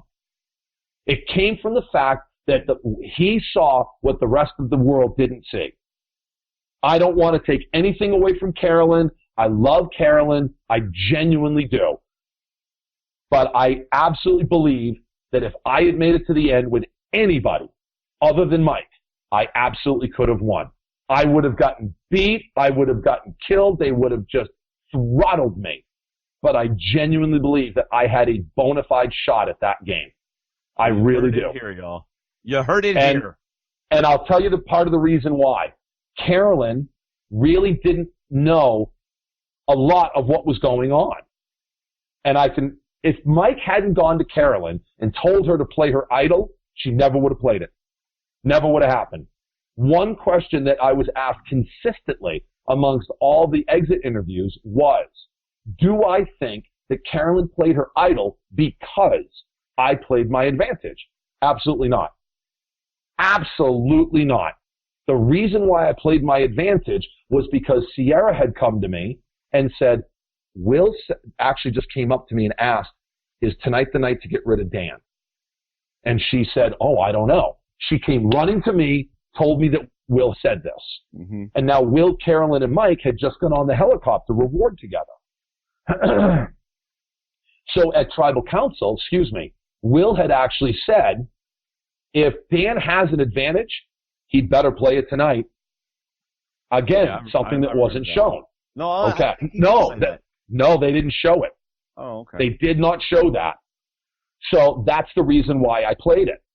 And at the very next episode, which was the final episode, it started off with Carolyn, Will, Sierra, and Rodney all on the beach, and they're all chit-chatting. And Mike's back at the campfire, and he goes, after all this, they're still talking together. And Carolyn said, who voted for me? And they all said, we did. She had no idea where she stood with the tribe. And that proved it. That absolutely proved it. Because at a confessional right after, she said, well, geez, I guess I'm on the bottom of this alliance. She had no idea where she stood with the tribe. None. So, again, I don't want to take anything away from Carolyn's 2 wins. I don't want to take anything away from anything that Carolyn did in the game. She was a strong competitor. She really was. But when Carolyn did say something last week that I had a small problem with. She actually talked about the night we got rid of Tyler. And she talked about her and Sierra voting for Tyler, and I was very upset about that. And I was. But what she left out was, originally the plan was Tyler, Rodney, Will, and Carolyn were all supposed to vote for Mike. And Mike, Sierra, and myself were going to vote for Tyler. Well, Mike had a little conversation with Sierra and Carolyn and said, I want you guys to vote with me. But the night that we got rid of Shireen, we all agreed, if anybody aligns with Mike, you're now the enemy along with Mike. Mm-hmm. Because Mike was public enemy number 1. Right. So Carolyn came back and said, okay, all the boys are going to vote for Mike and all the girls are going to vote for Tyler. And I said, no, that's not what we decided. And she changed what we were going to do because she cut a deal with Mike, and that's when everybody knew that she cut a deal with Mike. Mm-hmm. And we all agreed, if anybody aligns with Mike, you're the enemy.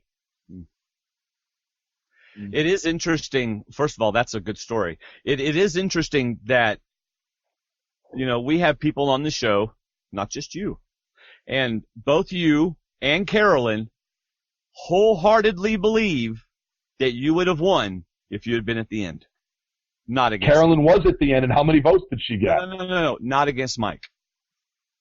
Oh. Right. I mean, everybody agrees Mike won the thing.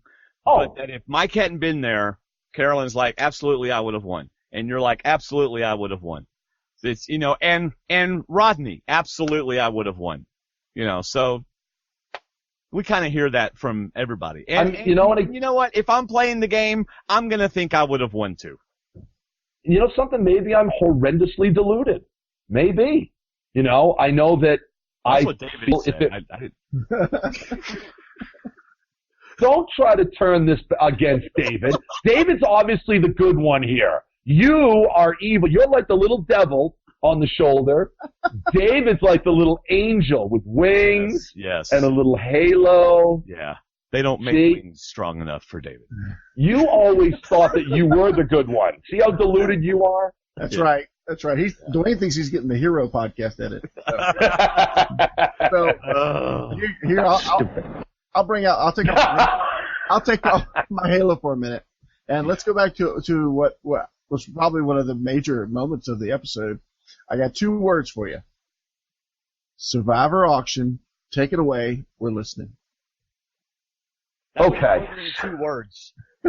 Survivor auction. Take it away. We're listening. That's 7 words, David. Stop being you're going to be. See, he's just evil, David. He is. I'm here for you, Dan. I'm listening. I love you, David. I do. Love you too, man. Yay. Yeah, I'm just going to go get a drink of something while y'all talk. That's my Rodney Joaquin. There you go. Yeah.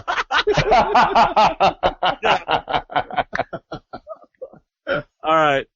Go ahead, Dan. We're listening. All right, so after the candy reward, I was actually on the beach watching the sunset because I hadn't really missed Erin very badly from day 2, because I tried to put her out of my mind as difficult as that was, so I could focus on the game. But when we came back from the candy reward, one of Erin's favorite things to do is take the Portland ferry over to the islands in Portland Harbor. And we go to Peaks Island, we'll go bike riding. So I'm riding back from the candy challenge, and I start to get misty because I knew she would love this. I knew that she would have enjoyed this boat ride. So I get back to the beach, and I just wanted, a lot of times we would watch the sunset together, and nobody was out there that day. And I just sat on the beach, and once I knew I was alone, I just started to sob, like the deep shoulder, body trembling sobbing, because I just missed her so badly. And one of the producers, he obviously picked up on it, because one of the cameramen, he just came running down into my face. And he's just there. And I'm looking at the sunset, and then he looks at me and he goes, "How are you feeling?"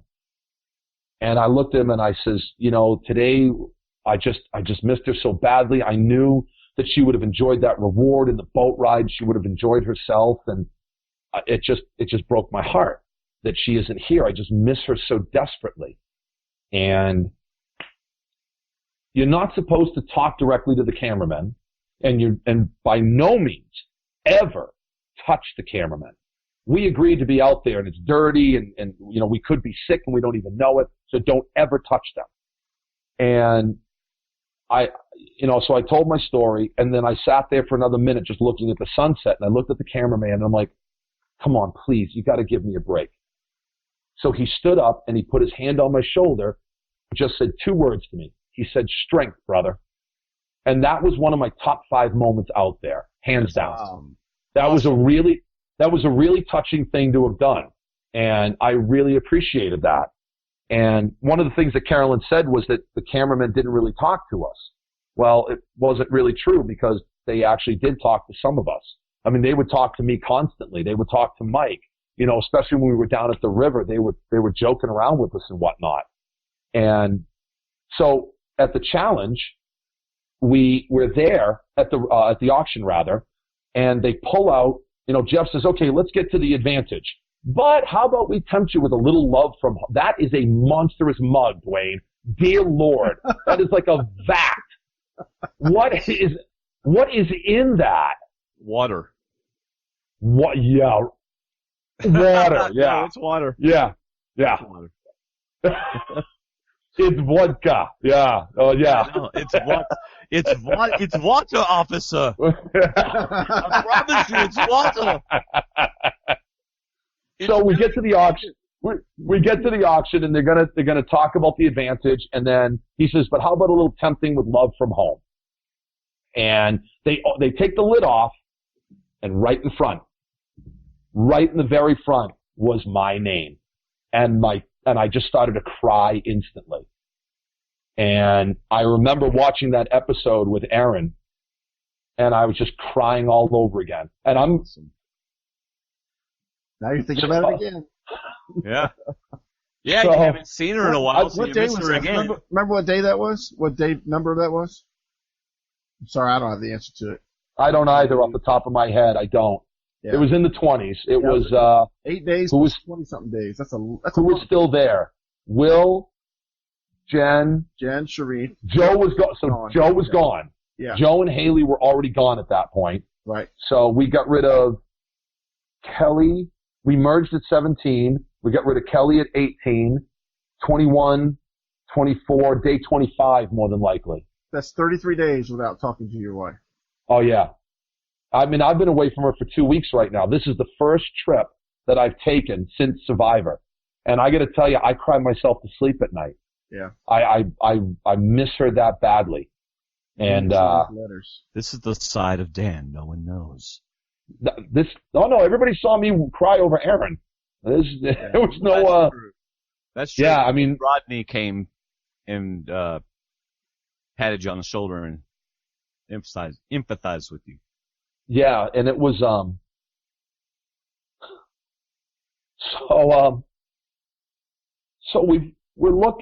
looking at this letter,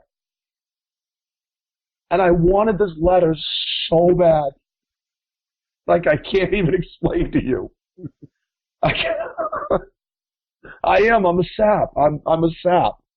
So I want this letter so badly, but I would have given it up. I would have given it up for the game. And of course, I mean, Shireen had the information. I knew the information as well, but Shireen jumped on it, and she said, don't anybody fight. Just somebody bid $20, and nobody fight it, and then Jeff will offer it to all of us for the same $20. Mm-hmm. And Carolyn had the idea. She said, let's all agree to do this. And I look at Mike, and my voice is trembling because the tears are already flowing. And I look at him, and I begged him. And I looked at Mike, and I said, please. And he said, okay. So Carolyn went up first. Tyler was about to go second. He goes, go ahead, Mike. And he goes, no, it's all right, go ahead. And then I was standing there next to Mike, and I said, go ahead, Mike. And he said, no, it's all right, go ahead. And I'm like, no, Mike, go. And he says, if I don't go, no one will ever trust me again. I said, you're 100% right. I won't. Yeah. And then so like, why would I go back on my word or something? Exactly.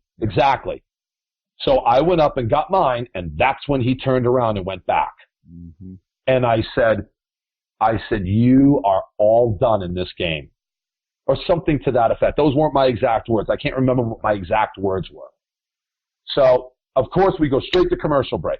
I have raw footage of your exact words. Just 1 second. I'm just kidding. Go ahead. That's stupid. Why don't you have that on cue, my friend? Sorry. That's stupid. All right, there we go. There it is. All right, so sorry, I didn't mean to ruin the tender moment. Go ahead. No, it's all right. So Mike goes back. We go to commercial break. Carolyn goes up. She goes, I want my money back. And Jeff said, no refunds.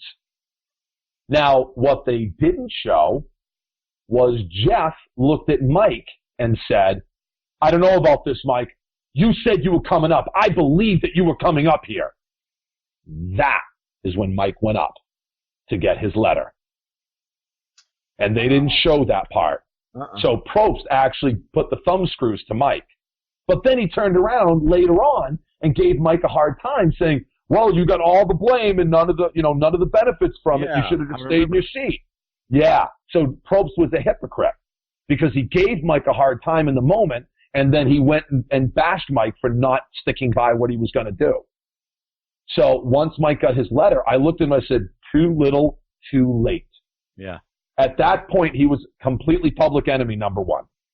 And the thing that really bothered me was that people have said I turned on Mike. I'm like, no. Okay, in my humble opinion, there are 4 things in this life that are earned and not given.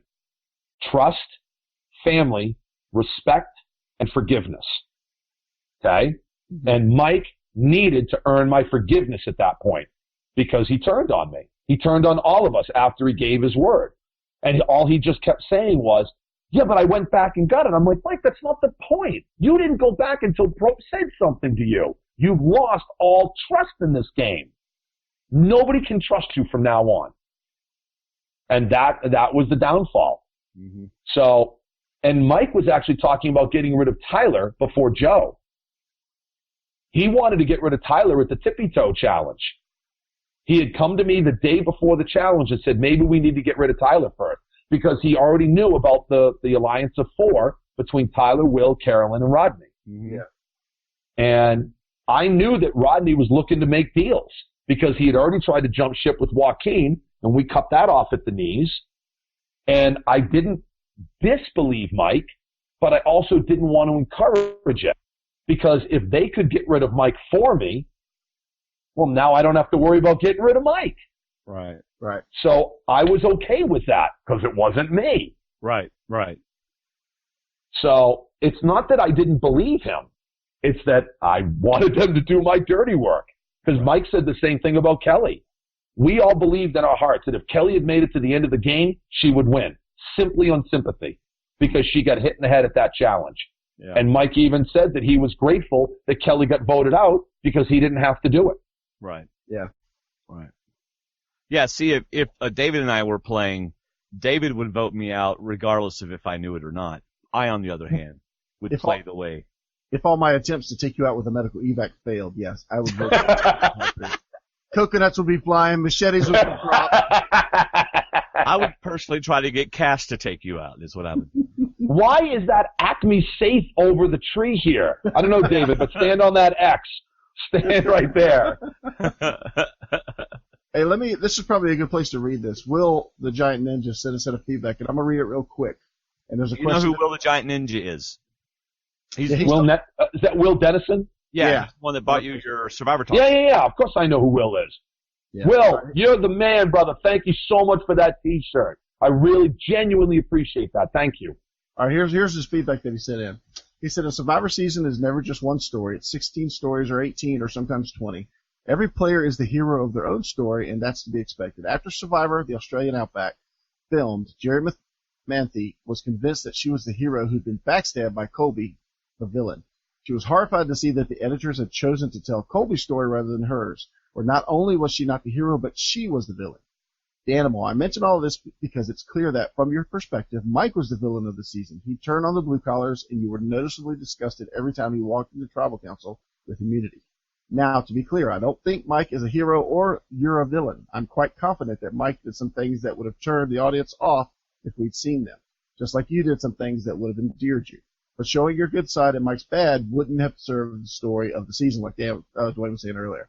So my very long-winded question for you is, having seen the whole season, can you accept Mike as a hero? Can you accept that he didn't turn on you? Can you accept that Mike's perspective is a valid one?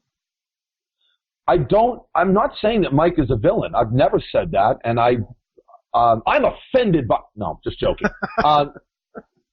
No, I've never said that Mike is a villain, and I don't think that Mike is a villain. I think that Mike could have handled the auction much differently. Yeah. If he had just said, hell with it, and just sat down and never gone back, that probably would have been a better game move. If he had gone back, not taken his loved one letter, and then, well, actually, Mike had told me this. He said, what if I had sat down, I'd win the advantage, and then I'd present it to you? How would you have felt now, Dan? Yeah. And I'm like, I would have felt a lot different. Unfortunately, you still would have been on the short side of numbers. Yeah. No, I don't want anybody to think, by any stretch of the imagination, that I think Mike was a villain in our season. Absolutely not. I think Mike played a brilliant game. I think Mike played a spectacular game. I think Mike deserves to go down in the annals of Survivor history. I do. I think he deserves it. I think that he, and every time he says it, I always give him a hard time. And he goes, you guys put my back against the wall. I'm like, no, dude, you put your back against the wall. You did that to yourself, man. Don't you blame me for your things. Yeah. Okay?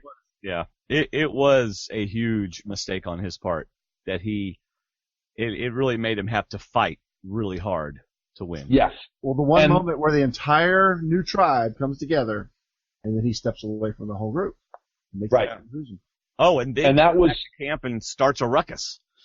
Yeah, I mean, it wasn't bad enough that he behaved the way he did at the auction, but to go back to camp right after and then just blow up that alliance of 4, and the thing that was frustrating for Mike, and this is the way he explained it to me, was that nobody would believe him.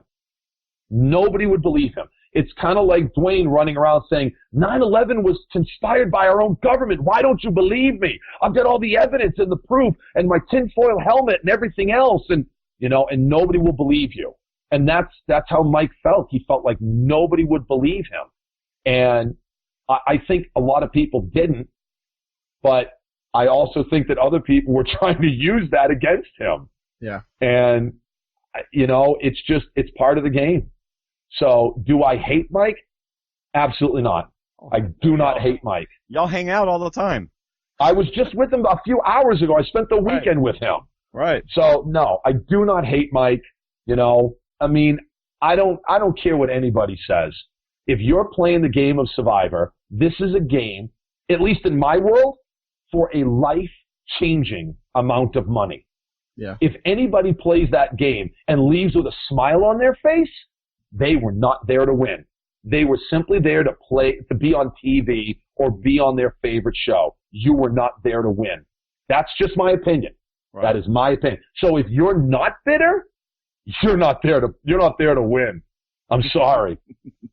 Well, speaking of bitter, there was another explosive scene in that episode having to do with some, I guess, beef jerky and electrolytes and or whatever it was. How about a little behind the scenes, guys? That's all we want, brother. That's all we want.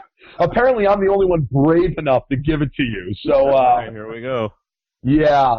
Shireen pulls me off to the side, and she says, I really want to talk to you. Okay, now what?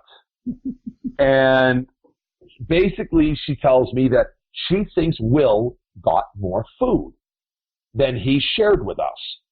And I says, so what? Who cares? That was his. He bought it. He won it. The fact that he shared anything with us shows his character. Well, she started referring to Will as a fat effing piece of S. Is that acceptable for you guys? Is that okay? Okay. Yeah. I tried to do a little self-editing for you. How's that? Thank you. Go ahead. I love you guys. I'm trying to keep it family friendly. So. Yeah. Oh. Okay. I didn't say I was succeeding. I just said I'm trying.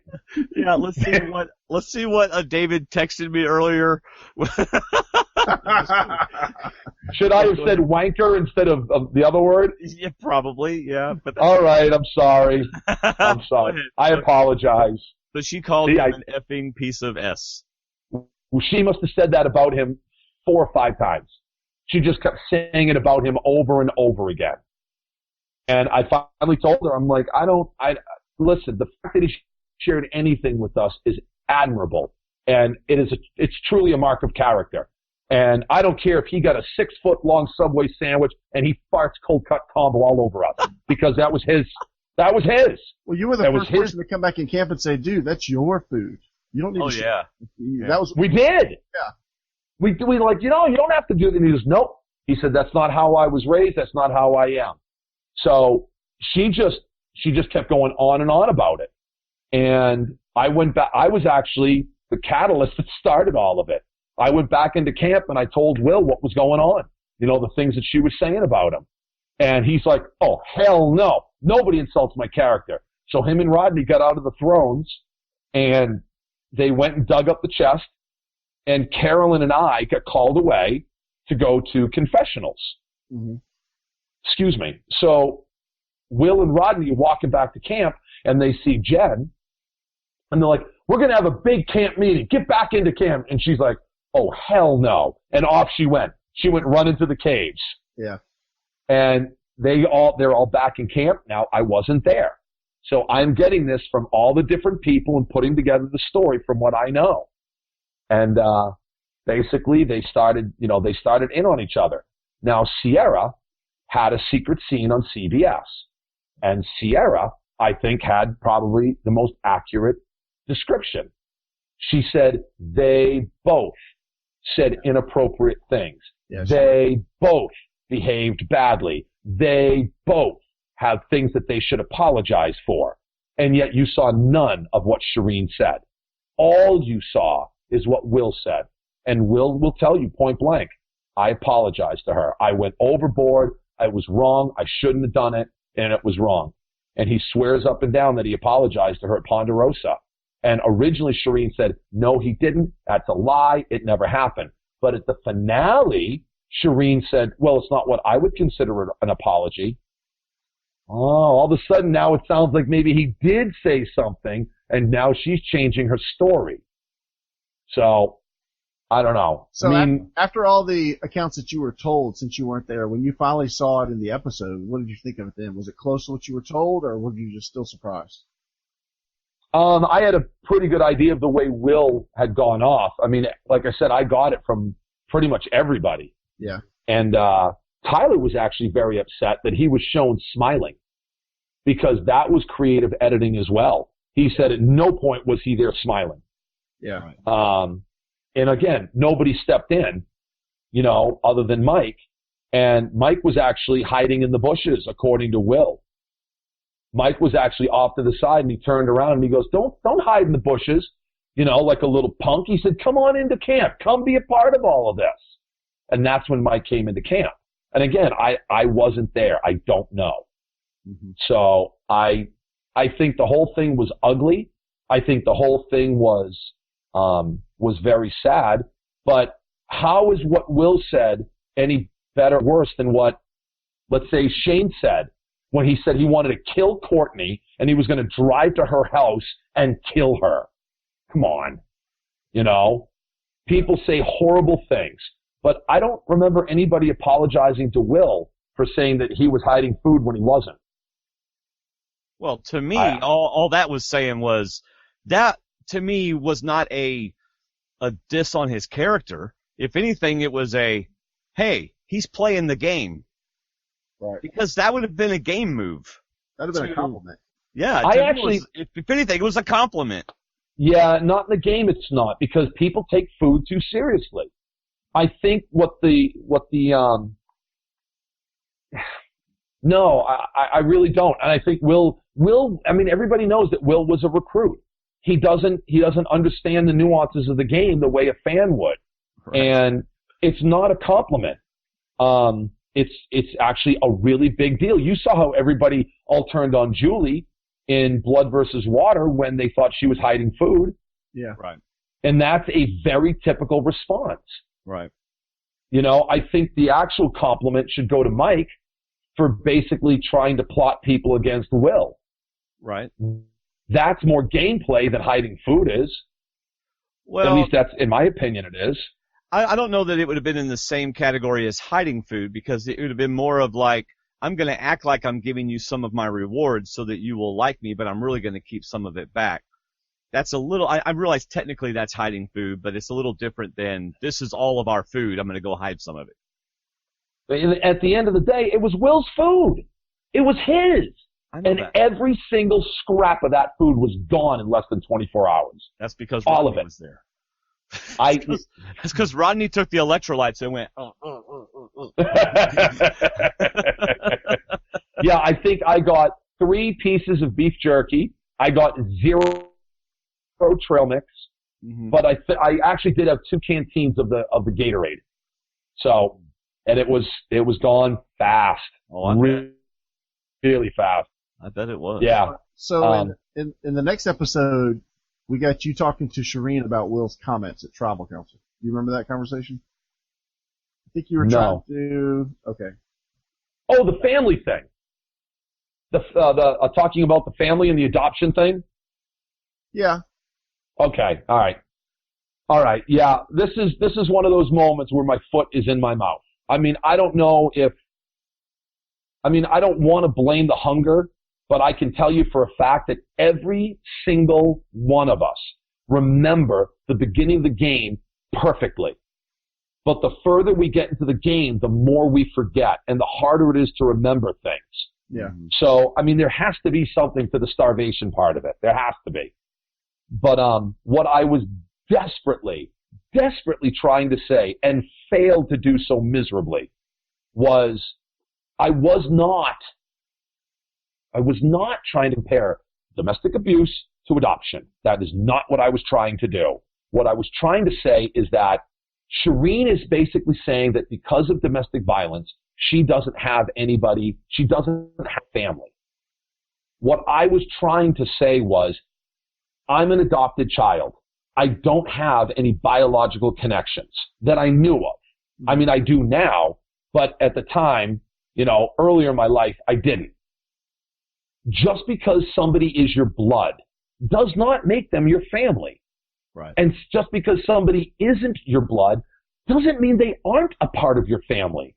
I was trying to say that I'm sure there are people that love her, that she loves, that are a family to her. That's what I desperately, and I was just so awful. It was so bad. I couldn't form the words. I even got a phone call from one of my cousins, one of my adopted family cousins. And they're like, what the hell were you saying? And, because they were basically thinking I was dissing my own adopted family. I got grief from my own family over that comment. So please tell me that was edited. Please tell me that was out of context. No, that is, and now I get to make another apology because I said my Shireen comment was the only thing that wasn't edited, and it's not. That was not edited. That is exactly how it came out, and that was just stupid. It was awful. I just couldn't say it.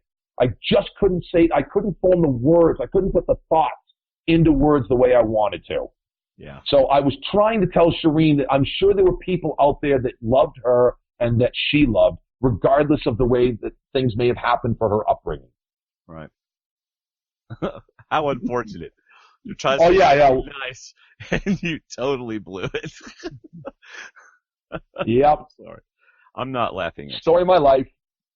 No, you're laughing next to me. Thank you. That's much better. Yes. David's laughing too. David doesn't count. I love David. You're a bad person. You're just black in your heart. You're just evil. Oh, now you're a racist.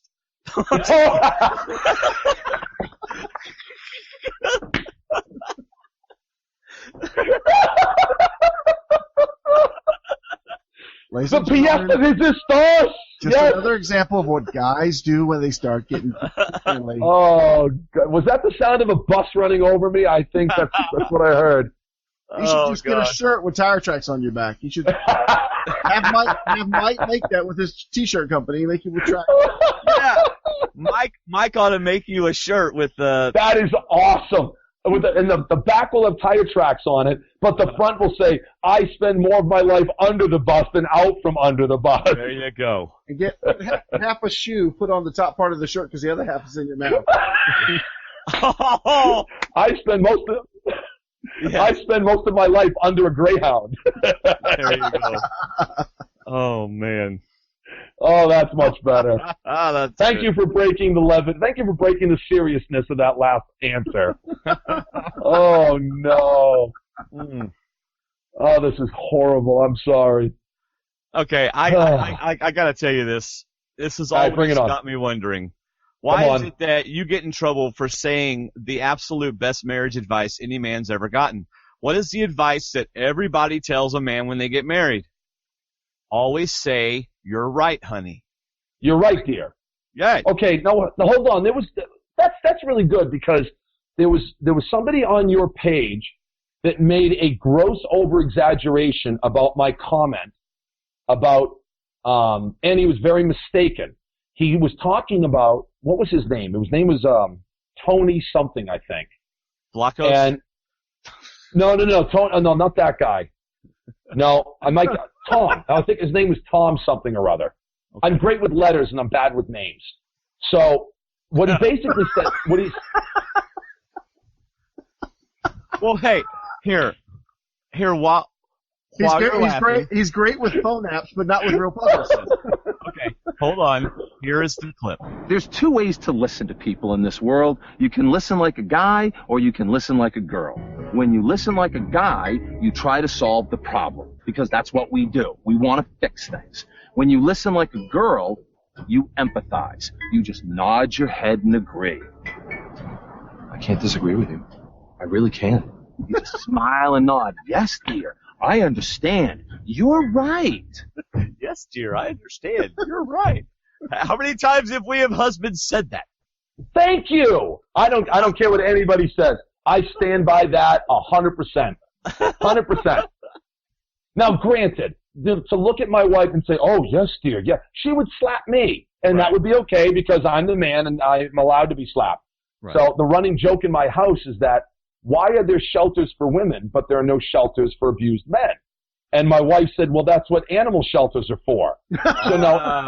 So now every time my wife kind of teases me and she'll punch me in the arm or something, I'll look at her and go, woof, bow wow.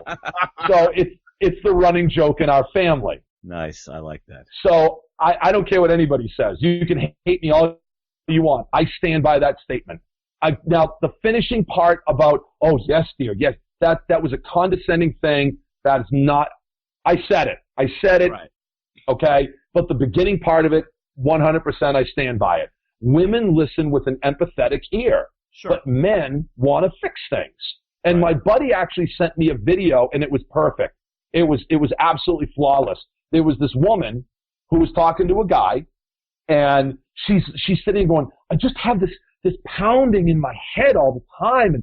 And you know, she keeps talking about this headache that she has. And finally the guy looks at her and he goes, there's a nail sticking out of your forehead. And she turns and she looks at him, and there's a nail sticking out of her forehead. And she just keeps getting mad at him going, why can't you just listen to me? Why do you have to just make this about fixing it? Why can't you just listen? And she just keeps talking about this pain in her head. And he keeps trying to fix it, and she doesn't want to listen. And it's actually kind of funny, but there you go. As a general rule, yes. As a general rule, guys like to fix things, and women are more empathetic. I do. I stand by that stereotypically. There you go. Stereotypically. I still stand by it. I sit by it. Wolf. Yeah, David's sitting by it. That's right. Bow wow. At the end of the episode when Shireen goes, you also get 2 votes. So what's your response to suddenly seeing those 2 votes come up from Will and Tyler? Yes. Actually, Shireen didn't say that. Mike said that. What's that? Shireen didn't make that comment. Mike made that comment. Right. Mike made the comment. That was the one where Shireen got voted out, yeah. Oh, I'm sorry. I thought you said Shireen made the comment. Well, just listen and say, yes, David. You're right, David. Hey, I cannot disagree with you. I really can't. I can't disagree with you. Oh, yeah. Yes, dear. Yes, dear. No, I mean, I came back. I was pissed, man. Okay, if you actually go back and watch that episode, you will see me say something. Because what happened was, when Mike went to Carolyn and Sierra on the beach and convinced them to vote with him against Tyler. Yeah. No, that's later in the game. Sorry. Next vote. It's the next vote. Thank you. So we get back to camp, and we all go to the beach, and Mike comes out to the beach, and I just looked at him and I said, get the hell away from us. Get away from us. Nobody wants you here right now. And he goes, okay, all right. And off he goes back into camp. Mm-hmm. And I'm like, who voted for me? I want to know who voted for me. And Tyler just starts groveling. And he goes, it was me. It was me. I'm sorry. It was me. I didn't know what to do. And then you actually hear me say, we even talked about this, and he cuts me off. What had happened was Tyler and I were at the beach, at the river together.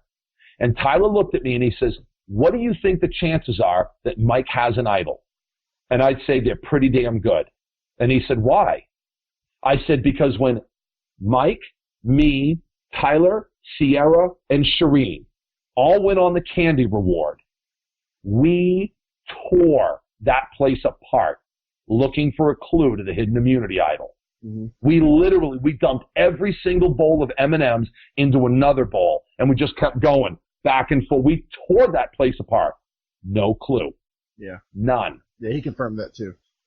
So while I'm talking to Tyler, I said, the only reason why there wouldn't be a clue there is if somebody found it. Right. So that means somebody's got it. We know Joe does, and I'm sorry.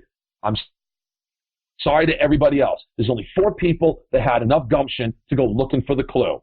Me, Joe, Mike, and Tyler. That was it. Mm-hmm. Okay? We knew that Joe didn't find it. And I looked at Tyler and I said, do you have it? And he looked at me and he says, I swear to you, I don't have it. And I looked at him and I said, I swear on my marriage, I don't have it. And I said, that only leaves Mike. So I think Mike has got it. And he said, do you think he'd give it to Shireen? I said, if he gave it to Shireen, he'll be the dumbest man alive. There is no way he's going to give that to her. because he already knows that he's on the chopping block. And he says, okay. So when Tyler cast his vote against me, that's why I made the comment, we even talked about this. Mm-hmm. And that's where that comment came from. And they did show that in the edit. No. I know something that actually defended me. Wait a second. Oh, but wait a minute. They didn't show you why I made the comment, so the comment was worthless. Oh, okay. So thank goodness. Why did he and Will vote for you then? Tyler voted for me because he knew that he wanted me gone. And Will voted for me because he heard other people throwing my name around. Okay. But as soon as Mike whipped out his idol, and he's like, I got a hidden immunity idol, and I'm giving it to Shireen, and Shireen's voting for Tyler, and I'm voting for somebody else.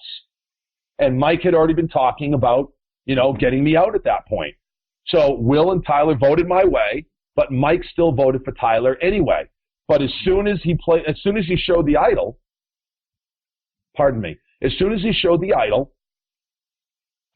Jeff said, okay, it's time to vote. And he wanted to make sure that we were shut up. And Rodney was sitting next to me. And Rodney looked at me and he went, okay. And that was it. That was all he said. Yeah. So Rodney cast his vote for Shireen. The rest of us voted for Shireen. So Tyler and Will voted against me. Mm-hmm. Mike and Shireen voted for Tyler, and everybody else voted for Shireen, and that's when she went home.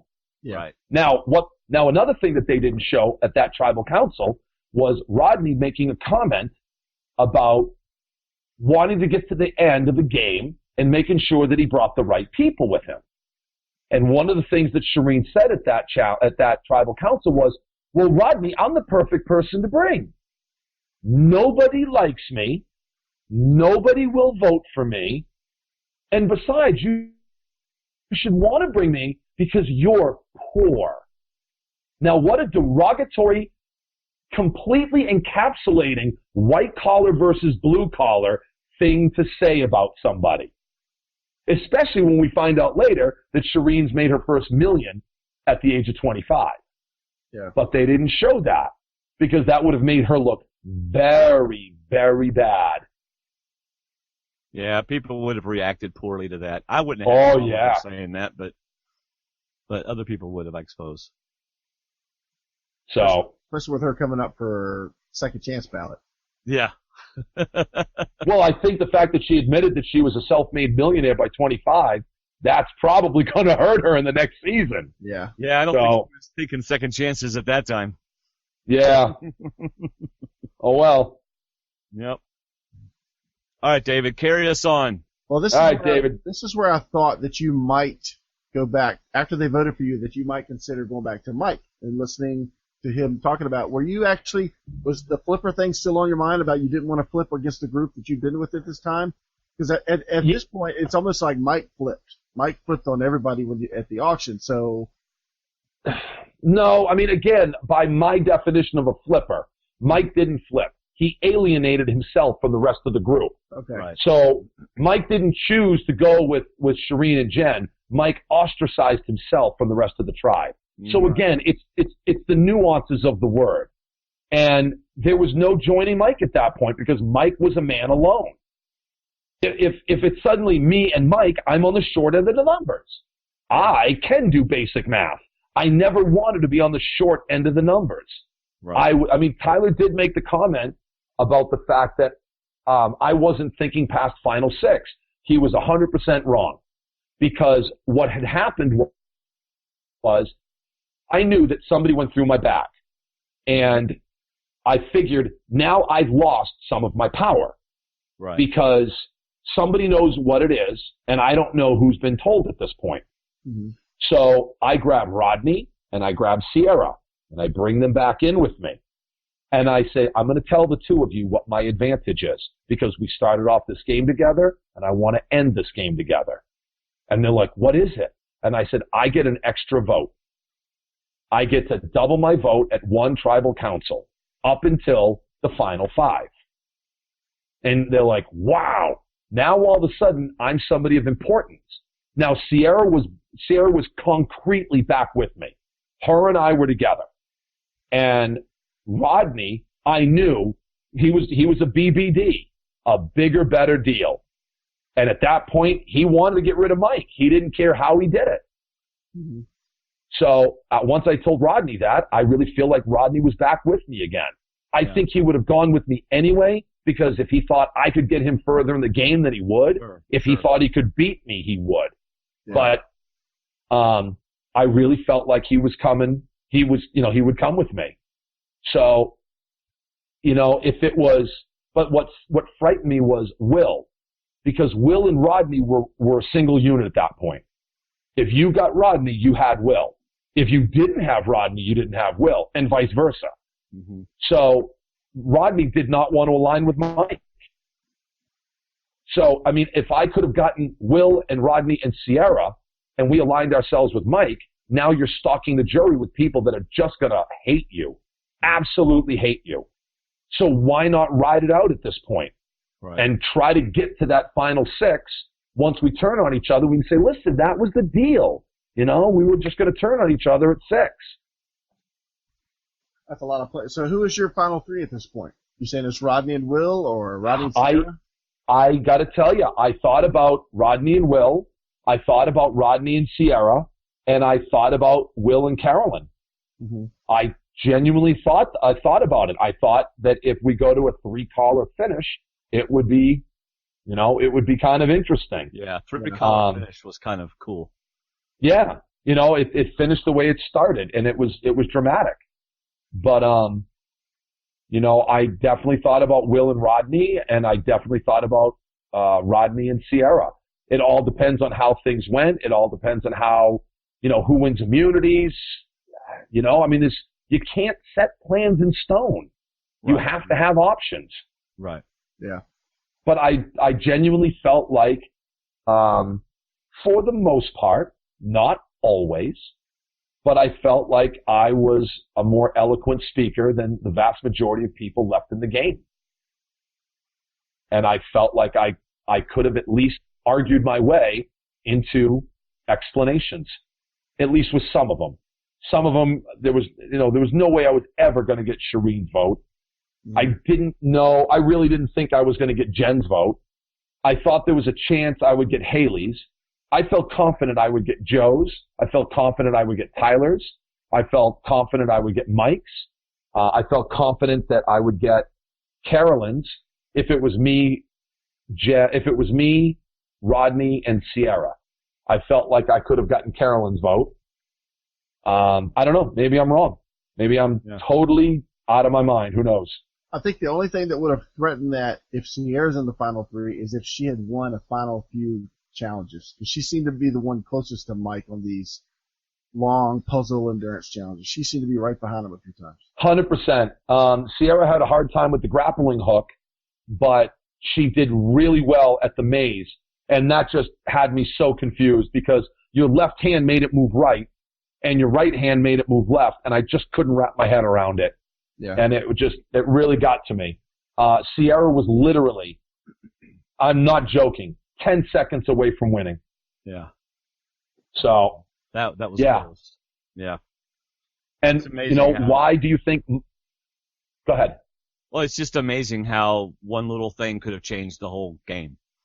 Well, I mean, that's, if So had said nothing about Shireen, said nothing about getting rid of Carolyn, then Shireen would have gone home first, and that whole entire game would be so different. Right. It would have dramatically, there's the ripple effect. And Or if Shireen and Max could have finished the puzzle, Dan could have gone home the first episode. Yeah. Little things. Yep. And then if that's the case, if I'm not around to convince them to get rid of Joaquin instead of Joe ends up winning the game. Yeah. That would have been the long-term ripple effects of that. So really, Mike needs to give you half of his winnings out of gratitude. Shireen actually made a very interesting comment about the fact that she gave a confessional saying that it was her knowledge of the game with the loved one letters. So really, she had the right to deny Will his loved one's letter because if it wasn't for her, nobody would have gotten them. Well, if that's the case, if we use that logic, then what are you doing? I'm standing up. Go ahead. Oh, that is a lovely collar you have, my friend. This is what I get to sit on in my butt hurt. So using Shireen's logic, when we went on the cheeseburger reward, because I love cheeseburgers. Yes, you do. Cheeseburger in paradise, medium rare with mustard. See what you've got me doing now? Stop that. That's just So, so I'm not even gonna play it. see, that's just rude. You should. That's why you're the bad one. stupid. Thank you. That's right. Stupid. Exactly. Wayne's like, whatever, just here.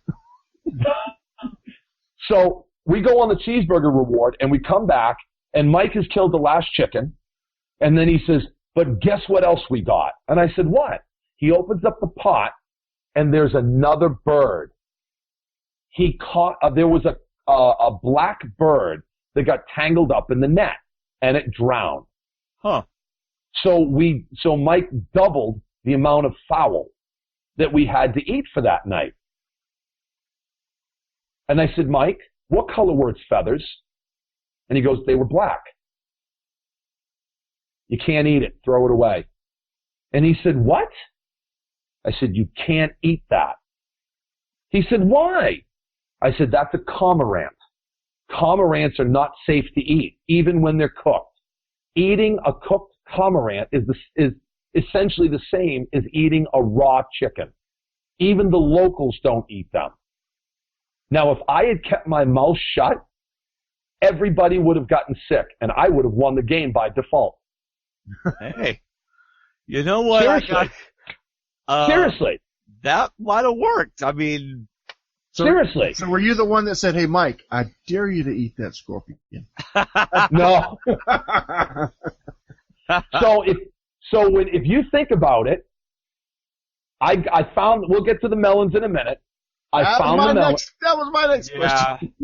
I'm telling you, those are some sneaky melons.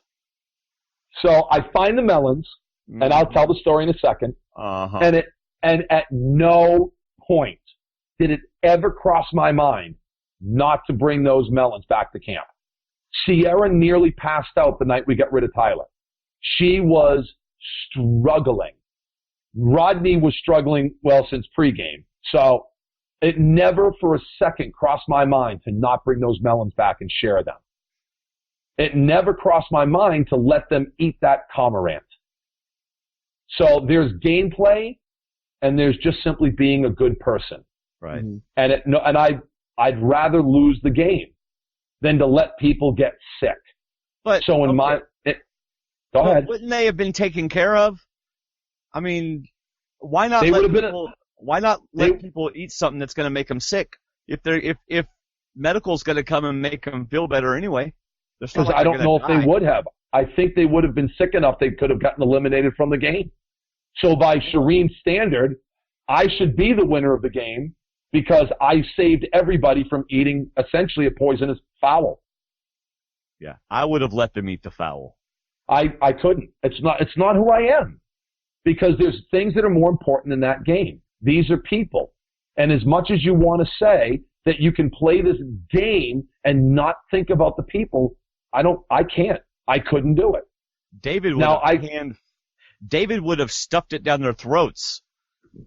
I don't believe David's the good one. David's the good one. I don't buy it for a second. I mean, I can see you plucking chicken all day, Dwayne. I can see it. You know, you're foul. Okay, so the producers hand you these two melons and say share them with Rodney. The first Rodney to be happy. First they said, Dan, come here. Dan, psst. Strength, buddy. Strength. Just follow me this way. Follow me.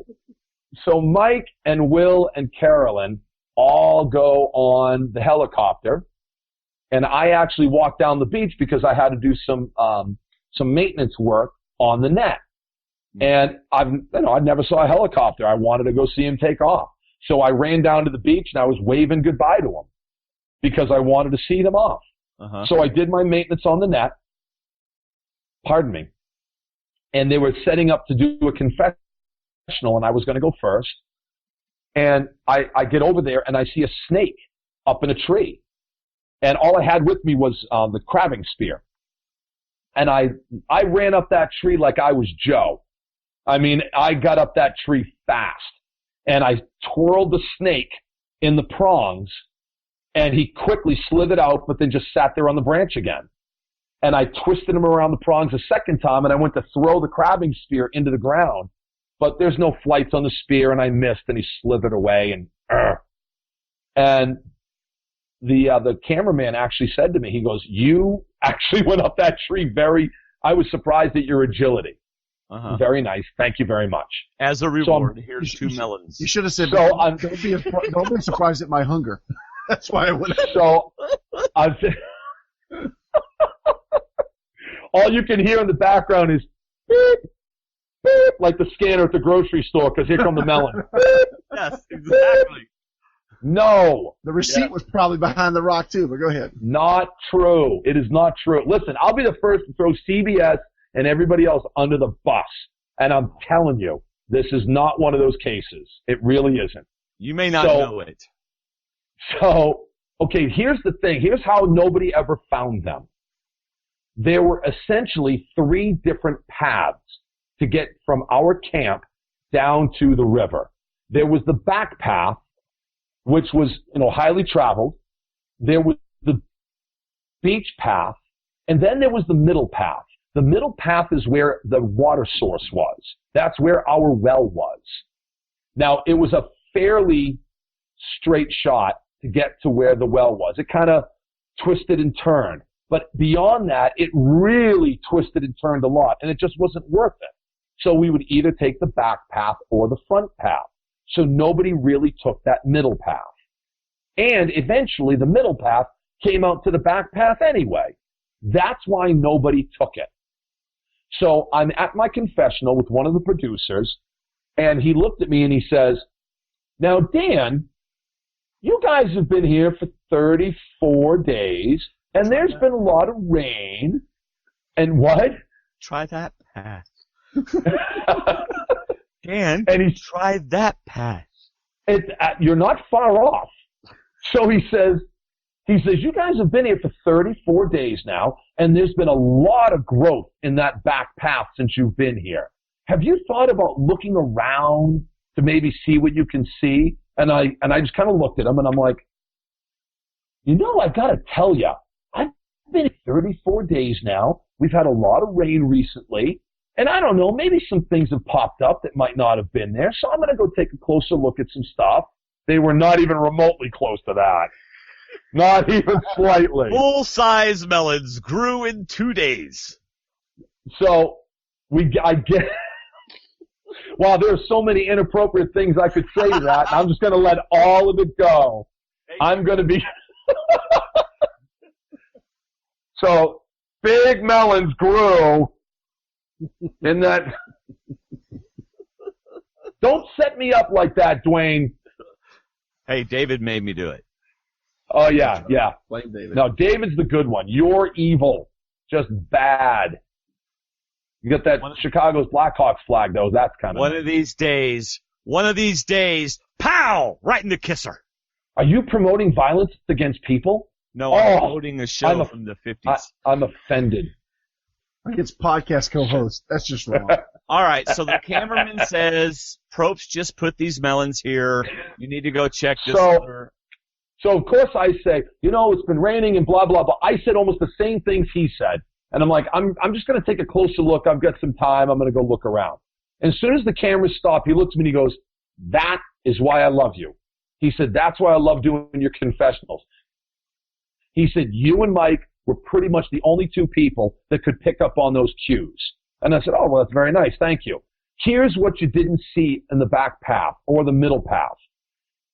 As soon as the rain stopped, within 6 to 7 hours, the ground looked like the Texas desert with all the cracked clay everywhere.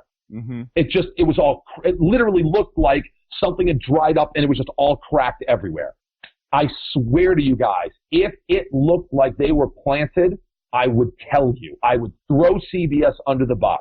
There were 4 melons there, and 2 of them were rotted. You could tell that they were broken apart by some kind of animal, and they were actually eaten and rotted. And I grabbed the only 2 that were still left. Apparently, the cameraman had been talking about these fruit for the better part of 10 days. And nobody had gone back and found them. And they did spoon feed me their location. And it just like you guys said, I don't know what I'm looking for. I don't have the slightest idea. I'm wandering around. Give me a color, something. Yeah. What's my line here, guys? Can I get something? So when he finds them, they, this is what you were talking about. And the camera says, yeah, but let's try that again without you saying this is what I was talking about. Hold on, let me rewind a little bit. I don't want to get in trouble. No way smarter than I look.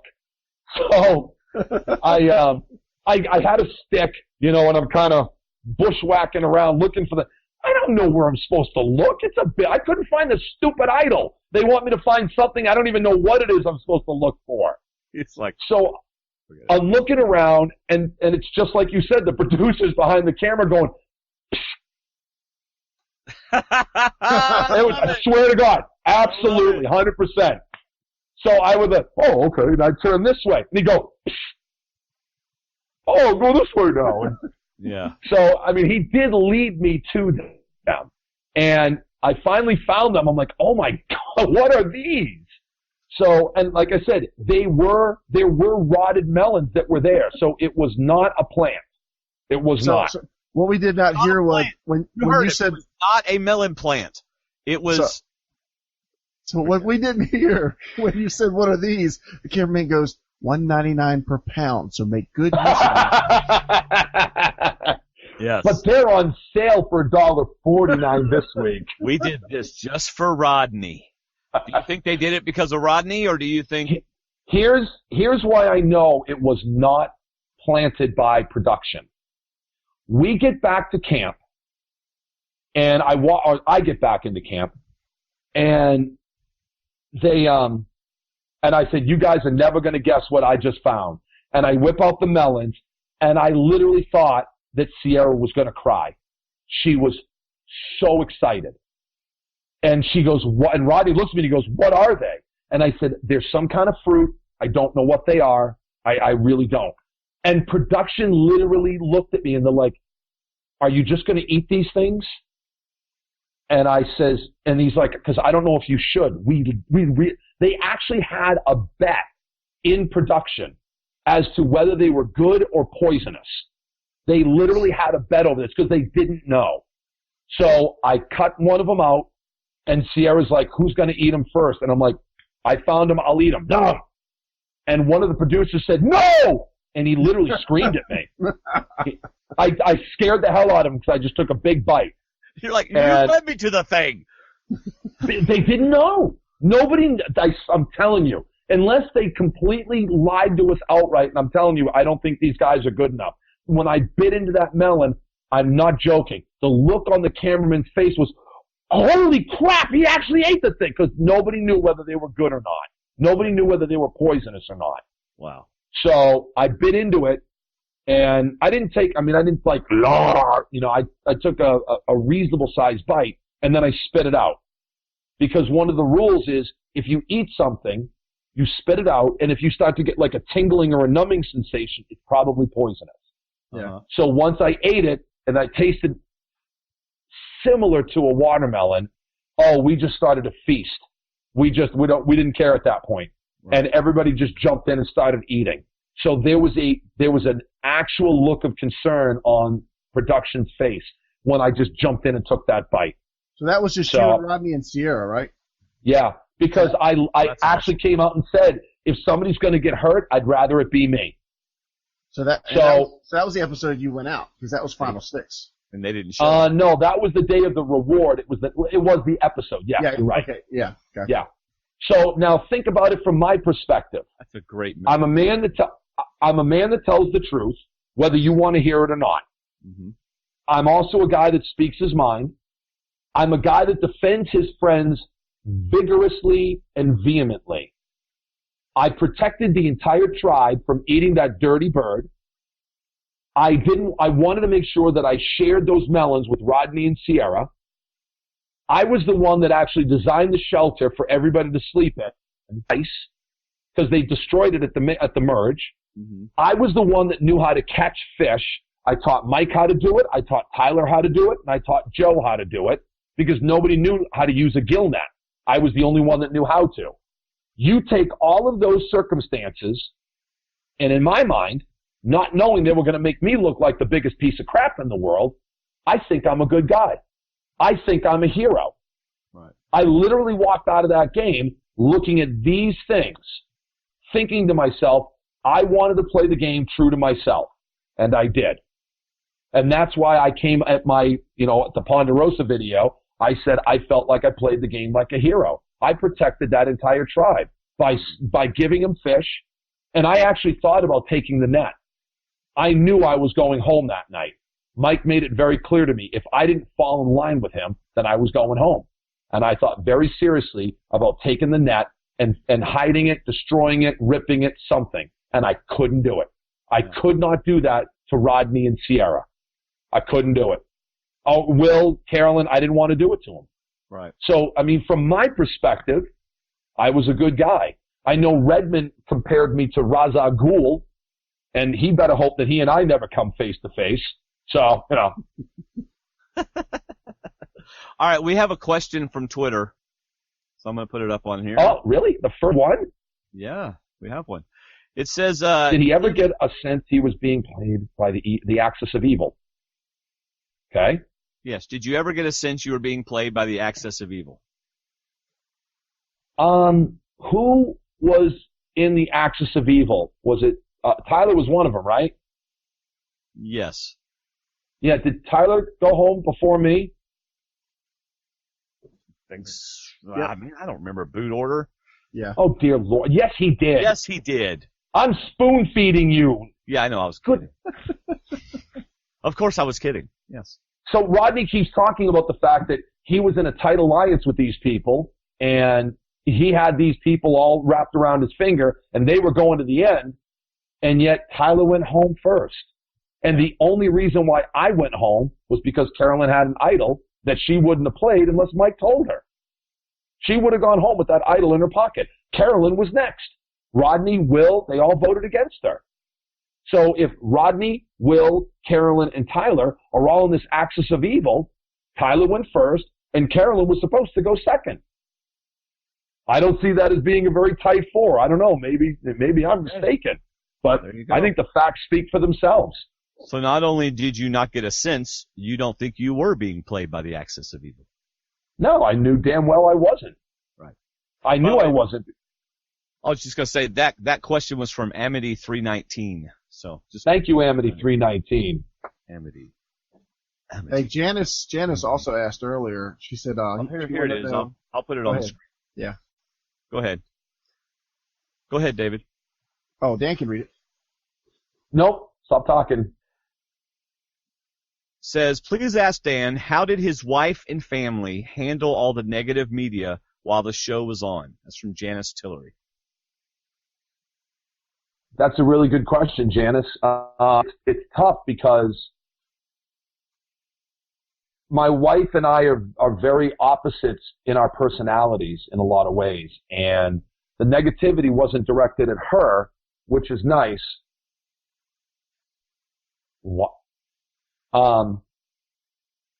Since none of it was directed at her, that was obviously I was very happy about that. Mm-hmm. But my wife also knows who I am. I'm a guy that's not afraid to speak his mind, and it gets me into a lot of trouble. And she is a person that, in a lot of ways, she needs that in her life. She needs a little starch in her spine. And that's one of the things that she tells me that she genuinely loves about me. It does get me into a lot of trouble, and I take my heat. I'm happy to take my lumps when I'm wrong. But as far as my kids go, they love me, my stepkids. Katie and William, they love me, they support me. William was actually really touched that in the secret scene of the loved one's letters, I read his letter, and they showed the entire thing. They showed me reading his entire acrostic. Yeah. So he actually kind of liked that. But overall, they genuinely loved me, and they supported me 100% through this entire ordeal, and I was very grateful for their love and support. So I don't know if I would have done anywhere near as well without them. Yeah. Did it upset them, or I mean, were they upset by it? Did they complain about it, or did they just kind of? Well, they were more concerned for me than anything else, because they could see how deeply hurt I was by all this. Right. You know, I mean, I've gotten to the point now where it's like, you are a nameless, faceless troll on an internet, and you're a coward because you don't have the chutzpah to say these kind of things to my face. Right. And, you know, and I had to get to that point. I'm still getting hate. I put something up on my Facebook page earlier this week that this guy from Canada said that I'm an effing piece of garbage, and if he saw me on the street, he would break every one of my teeth and shove them down my throat, and I think that I'm better than I don't think I'm better than anybody. Matter of fact, I don't think I'm better than most people. You know, I have no idea where he would have gotten that idea. It's crazy. It's just crazy how people do this, how they see you on a show and they just dish out hate. It's just it's sad. Like I said, I don't deny saying the things that I said. I own every bit of it. Every bit of it. I have no problems with owning it. What I have a problem with is how it was presented. Right. And, you know, comments out of context, like my apology to Sierra. You know, if you'd known the backstory, if you knew the entire story, well, now all of a sudden it's a little bit different. Mm-hmm. You know?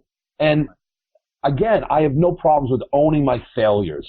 But if Dave, you hate me because of the nasty things Dwayne said about me, I'm sorry. I'm going to defend myself. Wait, what? I didn't say. Because you're the bad one. Dave's the good one. Everybody knows.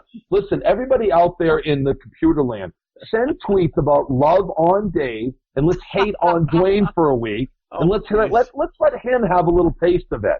Okay? No, don't. I'm joking. Don't do it. I don't know if I want Dan promoting me. Maybe that's not.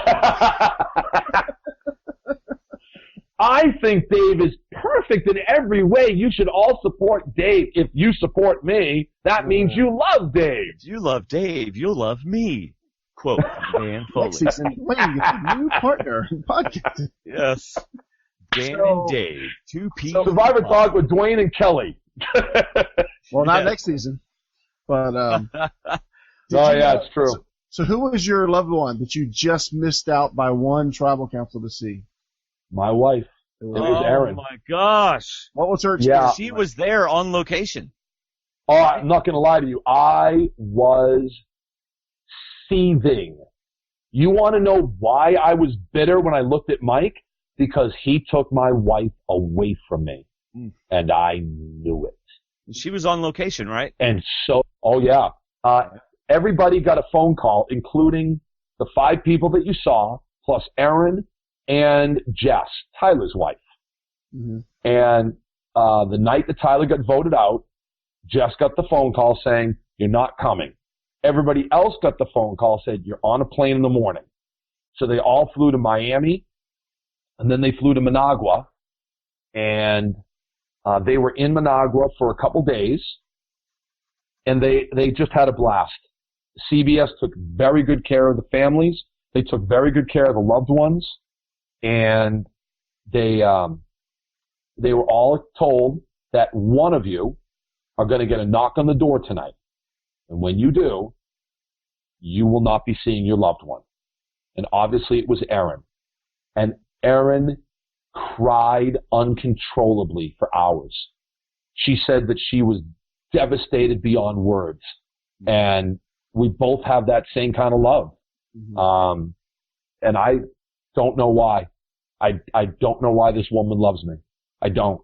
And if she's listening right now, I can't thank you enough. Every day I expect her to wake up and look at me and go, no, I'm out of here. I've had enough of this. Wake up from the nightmare. Wake up from the nightmare. Wake up from the nightmare. Every day. Every day. And every single day, this woman gives me a kiss and tells me how much she loves me. That's awesome. And I am the luckiest man alive because of it. I don't need $1 million because she is worth infinitely more. Awesome. And I would, I said it before, I would have given up my survivor shot in a second because of her, and I did. Yeah. So she came down the next morning, and the first person to walk over to her, I think she said was Sierra's dad, Dan. And then as soon as he went over, Rodney and Carolyn's husband, they all came over, and then all the women came around, and they just surrounded her, and she just started crying all over again. And production, then the handlers came over and said, "I'm really sorry, we've got to take them."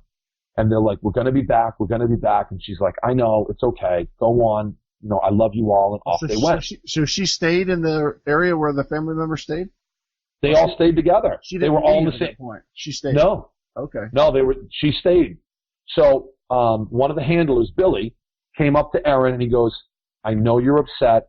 I know you're really upset over this, and we can't even begin to tell you how sorry we are, but we want to make it up to you.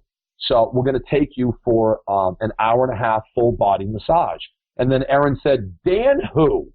Oh, she was, oh yeah. Yeah. Oh yeah. She's like, "Oh, I'll be that guy, Oh yeah. I'm going to see him in a week. To hell with him. Work on my lower back again. Let's go, guys. Woo! Oh, yeah. Can I get a pedicure and a manicure with that, maybe? Oh, I was yesterday's news at that point. Oh, yeah. I believe you saw me do this in the show.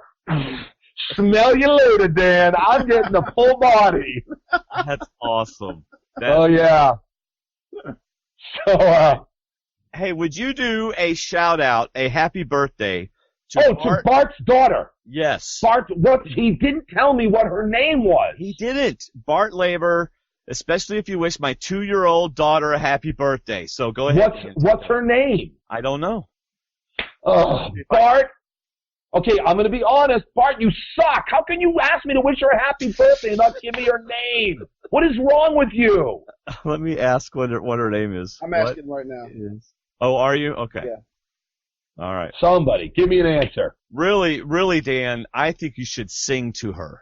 I plan on it. Yeah. You just do the whole... I'm going to. Dude, I go big or I go home. Come on. There you go. There you go. Right there. Bart, what is her name? Yes. Now, since it is 12:24 my time, he might be asleep. 3.5 hours. Oh, all right, fine. Here we go. Somebody told me today. No, we don't know her name yet. Somebody told me today, why does it have to be 3 hours? That's too long. I said, well, break it up. You have a whole week to listen to it. So, there you go. Do we know her name yet, David? No, he hasn't even got my message yet, so I'm wondering if she's going to have to sing Happy Birthday, Bart's daughter. All right, here we go. All right, here we go. See, now you're stealing my thunder. Right. What's wrong? That's why you're evil. That's right. why I like David better than you. That's right. Let me get on your screen. Now you can sing it to me. There we are. Oh, I just look at you and I see all the hearts popping. You know? I hear angels.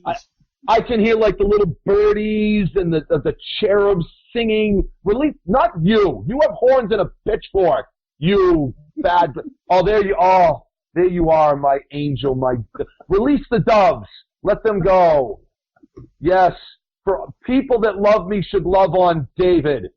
That's right. Oh, there goes my ratings. People that hate me hate you should love me. I'm just kidding. All right. So yeah, you're definitely going to win on that one. Here we go. Happy birthday to you. Happy birthday to you. Happy birthday, Bart's daughter. Because you were too dumb to give me her name. Happy birthday to you. See, I have to ruin everything, don't I? I can't help myself. I can't help myself. How can you even play that for his daughter? I can't help myself. Daddy, he called you stupid. No, No, honey, it was Dan. I said dumb. Don't quote me. Yeah, don't take it out of context. It was Dan. Yeah. All right. Oh, So is there anything from your time at Ponderosa that you want to talk about? Because we already talked about when you got voted and her playing the idol and stuff. You know, it was really nice because I got there and the first 3 people there were no callers. So of course there's nothing but hippie love going on as soon as I walk in. Yeah, I was going to ask, was there any love connections at Ponderosa? Yeah, we affectionately refer to it as Pounderosa because they were going to Pound Town. Okay? Oh, wow. Okay. I can say that. That's okay. That's all right. You open the door. This is your fault, Dwayne. That's I right. wish I'd said that when you were drinking. It would have come out your nose. He's already typed up the disclaimer. It's okay. I'm definitely gonna have to say this podcast episode is PG-13. Okay, that's fair. All right, go ahead. So, at least I kept it out of the R range. No, now you just challenged him. Now you just challenged him. No. I've been trying to be good. I swear. Yeah. So, I should have used wanker instead of the D word. I'm very sorry. I do apologize. So Haley, Jen, and Joe were getting along quite well. No. No. All the Ponderosa stuff happened pre-jury. Oh, okay. Everything post-jury, no, nothing. Okay. So, so it's funny because, the night I got there was a big party, and it was really nice, and they were very welcoming. They made a sign for me. They made a little hat out of pipe cleaner. Mm-hmm. It had fishes on it, and they had a big drink waiting for me, and they don't eat dinner until after tribal council. That way everybody to eat together. Right. And it really was a lot nicer than I was expecting. Shireen was the first person to come over and give me a hug. And the first night you get there, and I got to tell you, I don't know if anybody's really described the Ponderosa to you guys. This was like a drug lord's compound. Oh yeah. We've seen it. Oh, this place was on the side of a hill overlooking the Pacific. Mm-hmm. There were 3 levels of it, all marble flooring outside and inside. There were gazebos and hammocks and an infinity pool, and it was just breathtaking. And one of the things that they did was the first night you got there, you got your own room. So Tyler was in my room, and then he got out, and he slept in a different room that night.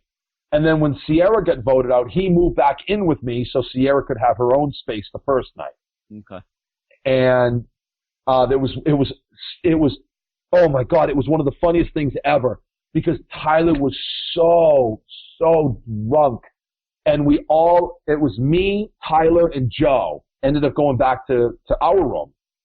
And Tyler, he just flops onto the bed like a fish. And he's literally he's kind of going like this.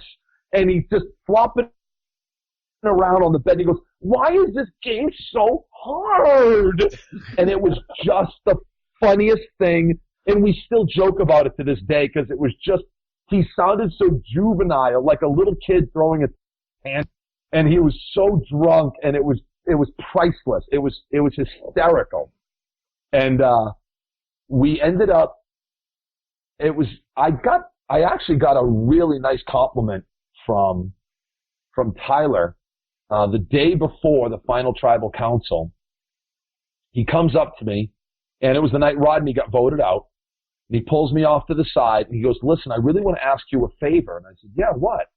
And he said, "You can tell stories." He said, "You are very talented." He said, you're genuinely gifted. He says, "I can write a story, but I can't convey it the way you do." He says, "I'm actually nervous about my final tribal council speech." He said, "Will you help me?"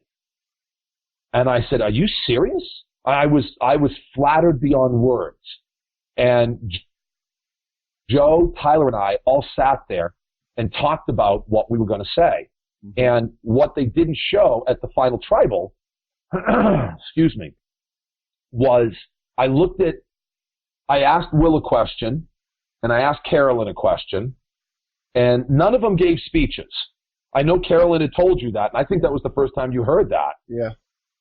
Yeah, they did not get to give a, hey, this is my speech thing. So, and we were all surprised at that. But what I did, when I got to Mike, I just basically dropped my head. I'm like, oh, Mike. I says, I congratulated all three of them. I genuinely did. I said, from the heart, you guys all got here. And that deserves all of our respect. And I genuinely mean that. I asked Will, I asked Carolyn, get to Mike, and I said, okay, I've said that winning the game of Survivor is like juggling, and everybody knows that I can juggle. I think you need three things to win the game. Number one, you got to get to the end. Number two, you got to get to the end with the right people. Because if you're sitting between Tony and Mike, you have no shot at winning this game. Yeah. Number three, you got to put the right people on the jury the right way. Because if you just put them there, like kicking them in the groin every time, like Russell always does, you can't win this game. Doesn't matter. So, Mike, please tell me what you think it takes to win this game. And I don't even know what his answer was. I didn't actually care what his answer was. Then what I said to him was, okay, by your definition, why should Carolyn and Will, not you, why should they win this game? And he actually gave and as soon as I started in, you could see him turn bright red because he knew he had to defend them and not himself. Right. And he actually gave a very good answer. So for the record, Mike did get my vote because I went into tribal council and I genuinely did not think I was going to vote for him. I didn't. I did not believe I was going to do it. But the one thing that I wanted to see from him was the one thing that I hadn't seen from him. Humility. And I felt like I got it. Yeah. I'm still giving him the benefit of the doubt to this day. I think it was genuine. I don't think it was gameplay. Right. And Tyler actually told me that because of my question, he voted for Mike. He actually was going to vote for Will. Really? He wasn't going to vote for Carolyn? He actually came out and said, I actually have a W written on the parchment. I want to vote for you, Will. I genuinely want to vote for you. But you have to tell me something, anything, to justify giving you a vote. Yeah, how in the world could you vote for Will? I mean, okay, if he's not going to vote for Mike, then he's got to vote for Carolyn. I mean, nope, she got him out of the game. He had no... Sorry, why do you... I don't know for a fact. I do not know this for a fact. It is strictly my opinion. The only reason why Carolyn got a vote at all was because Sierra was still bitter at Mike. That's the only reason why. That's it. All right. The Carolyn vote was a bitter vote against Mike, and she wasn't going to vote for Will. And she couldn't vote for Mike because she was too pissed off at Mike. And that's the reason why Carolyn got a single vote. Somebody actually sent me a message the other day and said, if I knew that Will and Carolyn were going to tie for second, would you have voted for Carolyn to make sure that she beat the dead fish? Which I thought was very rude, but, and I said no, because I don't vote for the second place person. I voted for the winner of the game. That's what we were supposed to do. That was our job. Mike earned my vote. I don't vote for second place. All right. So you voted for Mike, and y'all got to do the whole, can I address that? And then you said, can I go back up there? Yeah. It was, I felt like, and actually Mike told me this today. He said on his final walk, one of the producers had asked him what he was going to say, and he had said that he was going to lay his heart on the table. He was going to admit his sins. He was going to go in there, and he said the exact same word. He said humility. I was going to go in there and be humble, but I'm going to apologize to Dan because I think he deserves it. I don't think anybody else does, but I think he does. He does deserve it. Because it felt like that final tribal council, Mike pulled away all of his game faces and all of his game modes, and we actually saw Mike. Yeah, I think so too. I still stand by the fact that I truly believe that final tribal council showed Mike's humility, and I think he was owning up to his sins. I think he was owning up to what he had done, and I use sins loosely. I'm air quotes on that. Yeah. Mike had good gameplay, and it was tough to take. I wasn't as angry about being voted out as I was about missing the opportunity to see Erin. Yeah. And when you saw me walk into the first tribal that Sierra got voted out, I couldn't look at him because he just looked at me with this smile on his face, and I couldn't look at him. I was too angry. I went to Ponderosa, and the next day I just kept saying, I know my wife is here. I want to see my wife. And they're like, no, you don't. I said, yes, I do. I know she's here. It's the start of the final episode. I want to see my wife. And they wouldn't let me see her. They wouldn't even admit she was in the country. Right. Wouldn't even admit it. So that's why every time we saw you, you were going. Yep. Yeah. We just thought they kept using the same one over and over again, but no. Oh no, they were new. No, because when I actually walked into that first tribal after I'd been voted out, Mike looked at me and smiled. I had to look away. I could not look at him. Mm-hmm. I couldn't. I was too, like I said, and I still stand by this. Whether you agree with me or not, I don't care. It's my opinion. If you go to play that game and you get voted out and you're not bitter, you were not there to win. You were just happy to be on TV. And that's not what I was there for. Did you regret at all not going back and joining Mike? No, because how would it have made a difference? Okay, look at it from this perspective. I did say this on one episode. You don't control my vote. You don't control my vote, and they sure as hell don't. Nobody dictates my fate but me. I'm in control.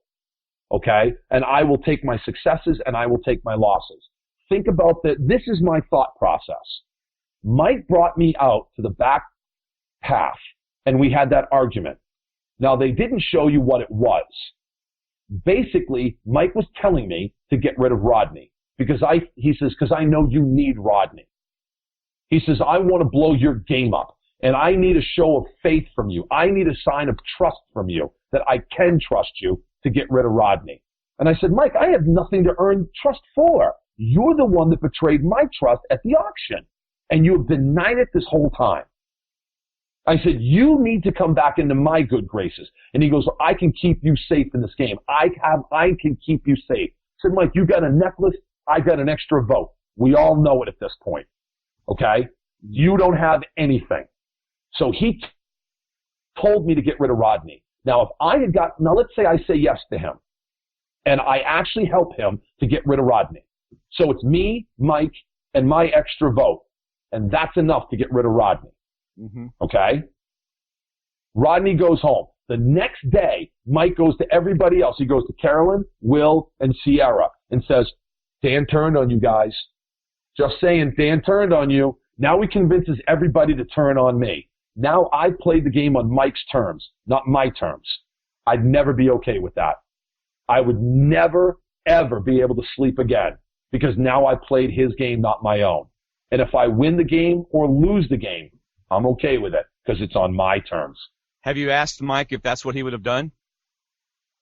I did say something to Mike about it, and again, who's to say he really would have? Right. I don't know. What if he just simply tried to goat me into voting for Rodney? The votes are throwaway votes. I don't know. Yeah. Because could he have really believed me? I kept saying, I'm not helping you. I'm not helping you. I'm not helping you. And now all of a sudden, okay, I'm going to help you, Mike. Do you really think you would have believed me at that point? But but if you thought you were going home and it could buy you another day, who knows? The next immunity challenge could be sorting Cambodian mail. I mean, you just never know what the next challenge is. I got to tell you, I felt like I could have done well at the next one was the maze. It was the loved ones challenge. Okay. And that was the slide the things down, and then the immunity was the maze. And then again, Mike just got a unreasonably big advantage. Yeah. Absolutely unreasonably big. Yeah. Yeah. That Angel was just singing because David absolutely agrees with you. Yes.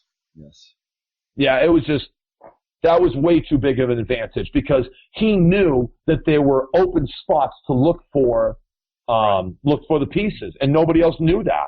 Right. Yeah. Right. So. All right, David. Let's land the plane before 4 hours. No way. Yeah, I gotta go to work in about 5, so. Yeah, so do I. We are at 3 hours and 45 minutes. Pretty close to that. Pretty cool.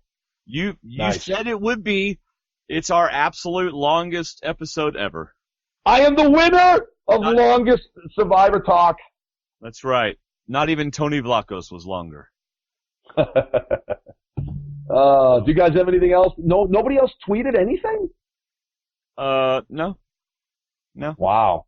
David, don't you have another question from Steve or anything like that? Tarantino or? Yeah, he Quentin? answered a lot of his questions. Yeah. No, not Quentin. Would you ever play again? That was one of the big questions. Ooh. Oh gosh. I don't know. Never say, something? Never say never. Never. Like flippers never win. Don't ever say that. Yeah. They treated me very badly. I'm really bothered to the extent of how they manipulated things to make me look like a very bad person. And one of the things that really upset me more so was at the finale, production actually said to the audience not to boo any of the cast members. They've all worked very hard to get here, and they've all put up with a lot. At least show some courtesy. And I got booed on stage. Mm-hmm. And I actually said, I'm like, yeah, go ahead, bring it on. But before we actually came out, production had actually asked, where's Erin Foley? And she raised her hand, and Trevor Crenshaw, Survivor Trev, was sitting, he got one of the tickets from me, and he was sitting next to my wife.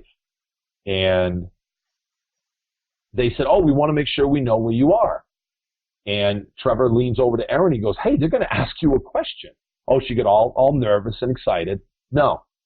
What they wanted to make sure was they had a camera in her face.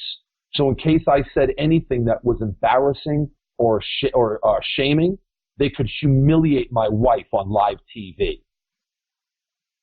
Now, how do you think I feel? Right. Yeah. So you have no desire to go back on the show, really.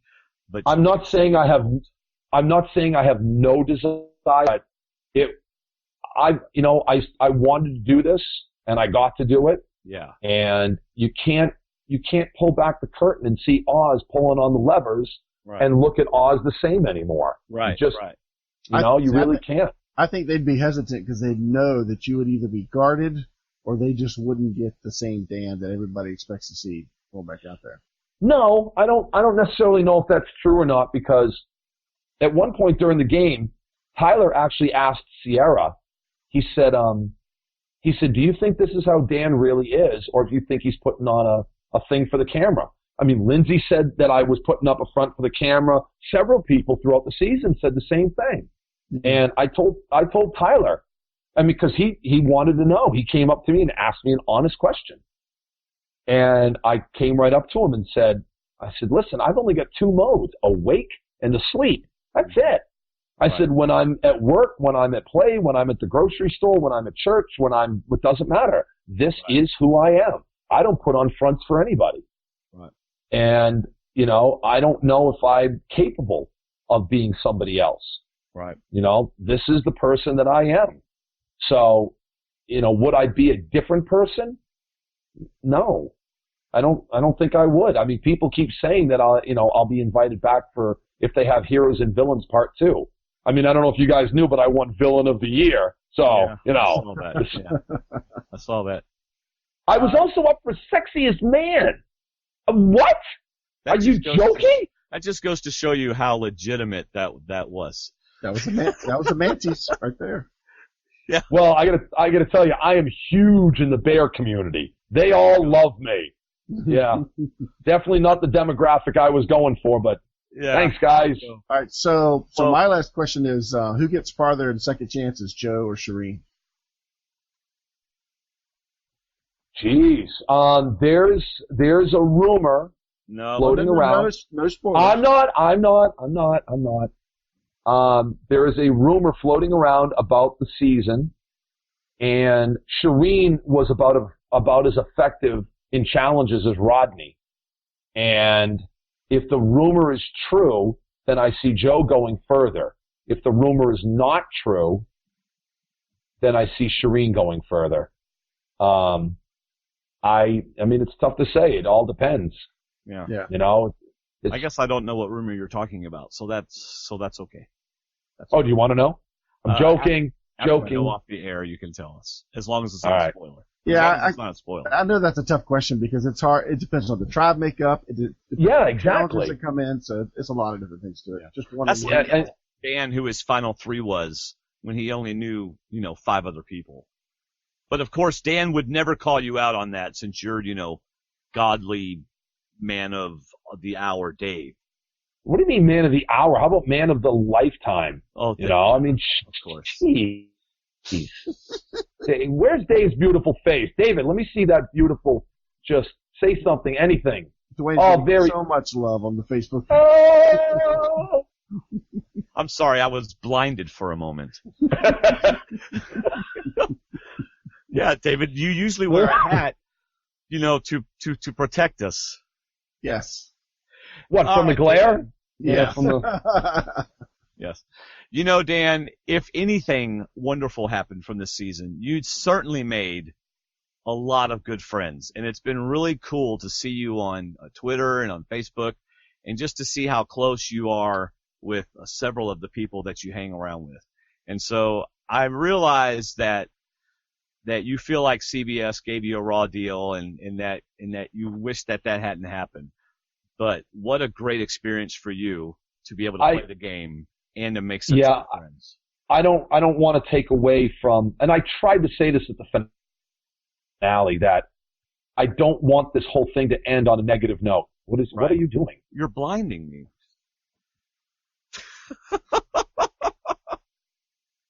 Go ahead. You don't want the whole thing to end. Seriously? Yeah. I really don't want this thing to end on a negative note. I chased this dream for a very long time. Casting made it clear that I have set the new pinnacle for somebody that's tried to get on the show. Yes. And, I see David. What have you got there? What is that, my boss? He's got your blue collar. Atta boy. His nose is so brown right now. You're probably. See, that's just rude. You're probably I'm feeling offended. Is that? It's so offensive. No, I don't want my whole experience to be remembered with the negativity. I really don't. I try to be a positive person. I don't always get it right, and I have no bones about saying that. I have no bones about embracing it.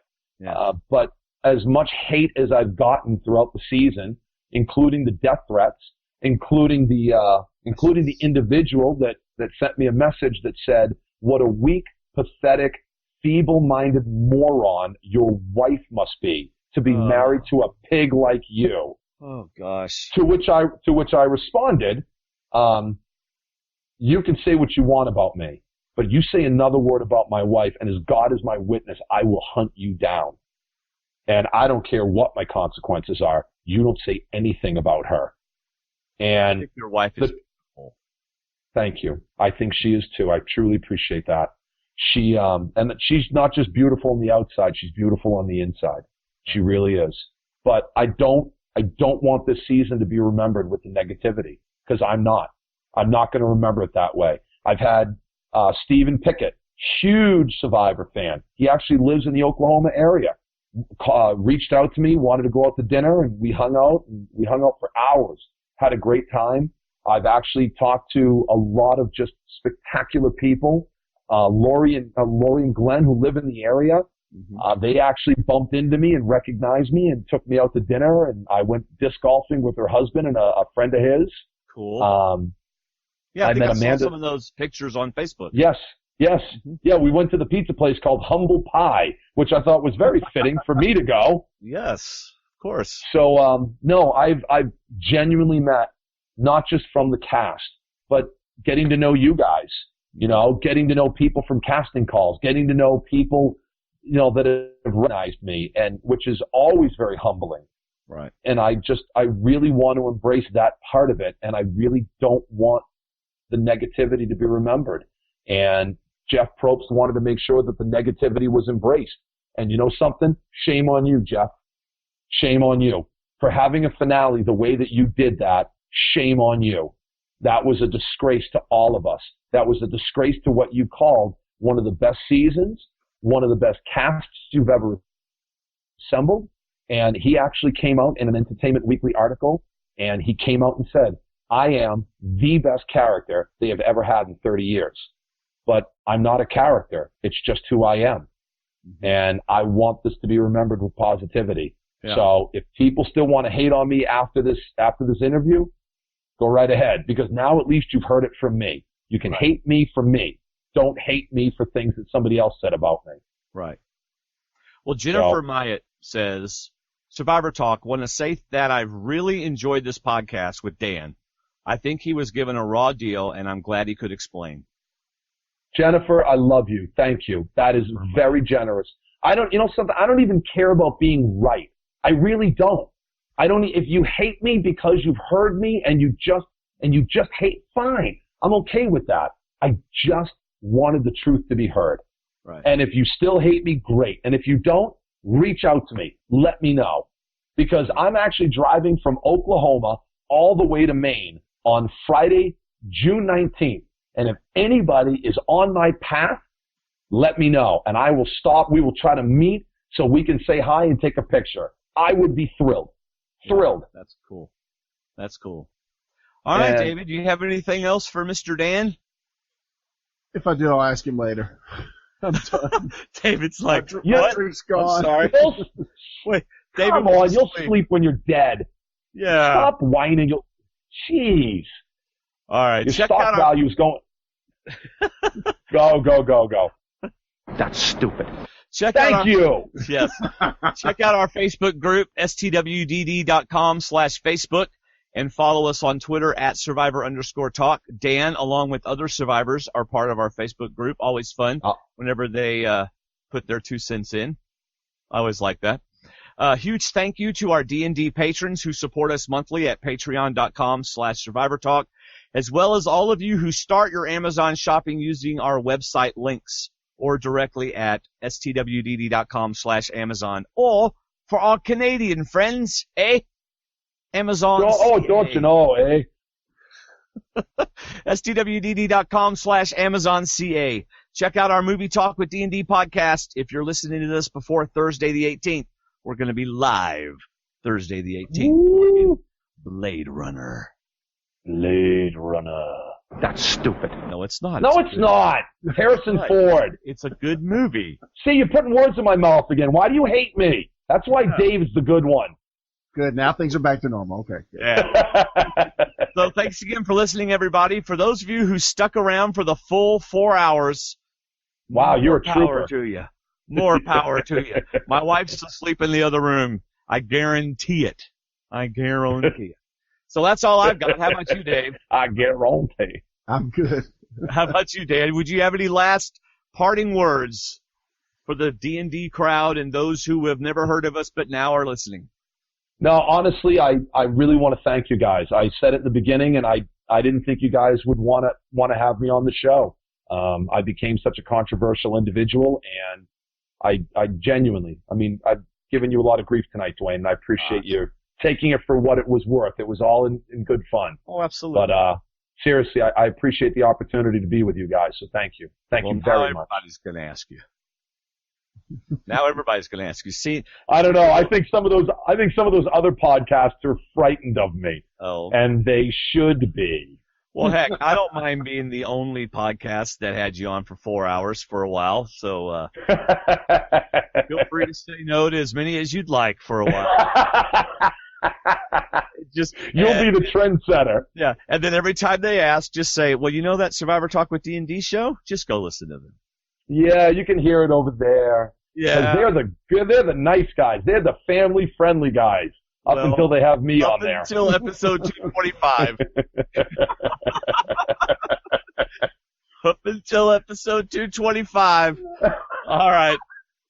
It's been great, everybody. We're going to say bye to y'all, and then Dan and David and I will say our own goodbyes. So it's been fun. Everybody say see ya. It's been real. It's been nice, but it ain't been real nice. No. David. Good night, guys. See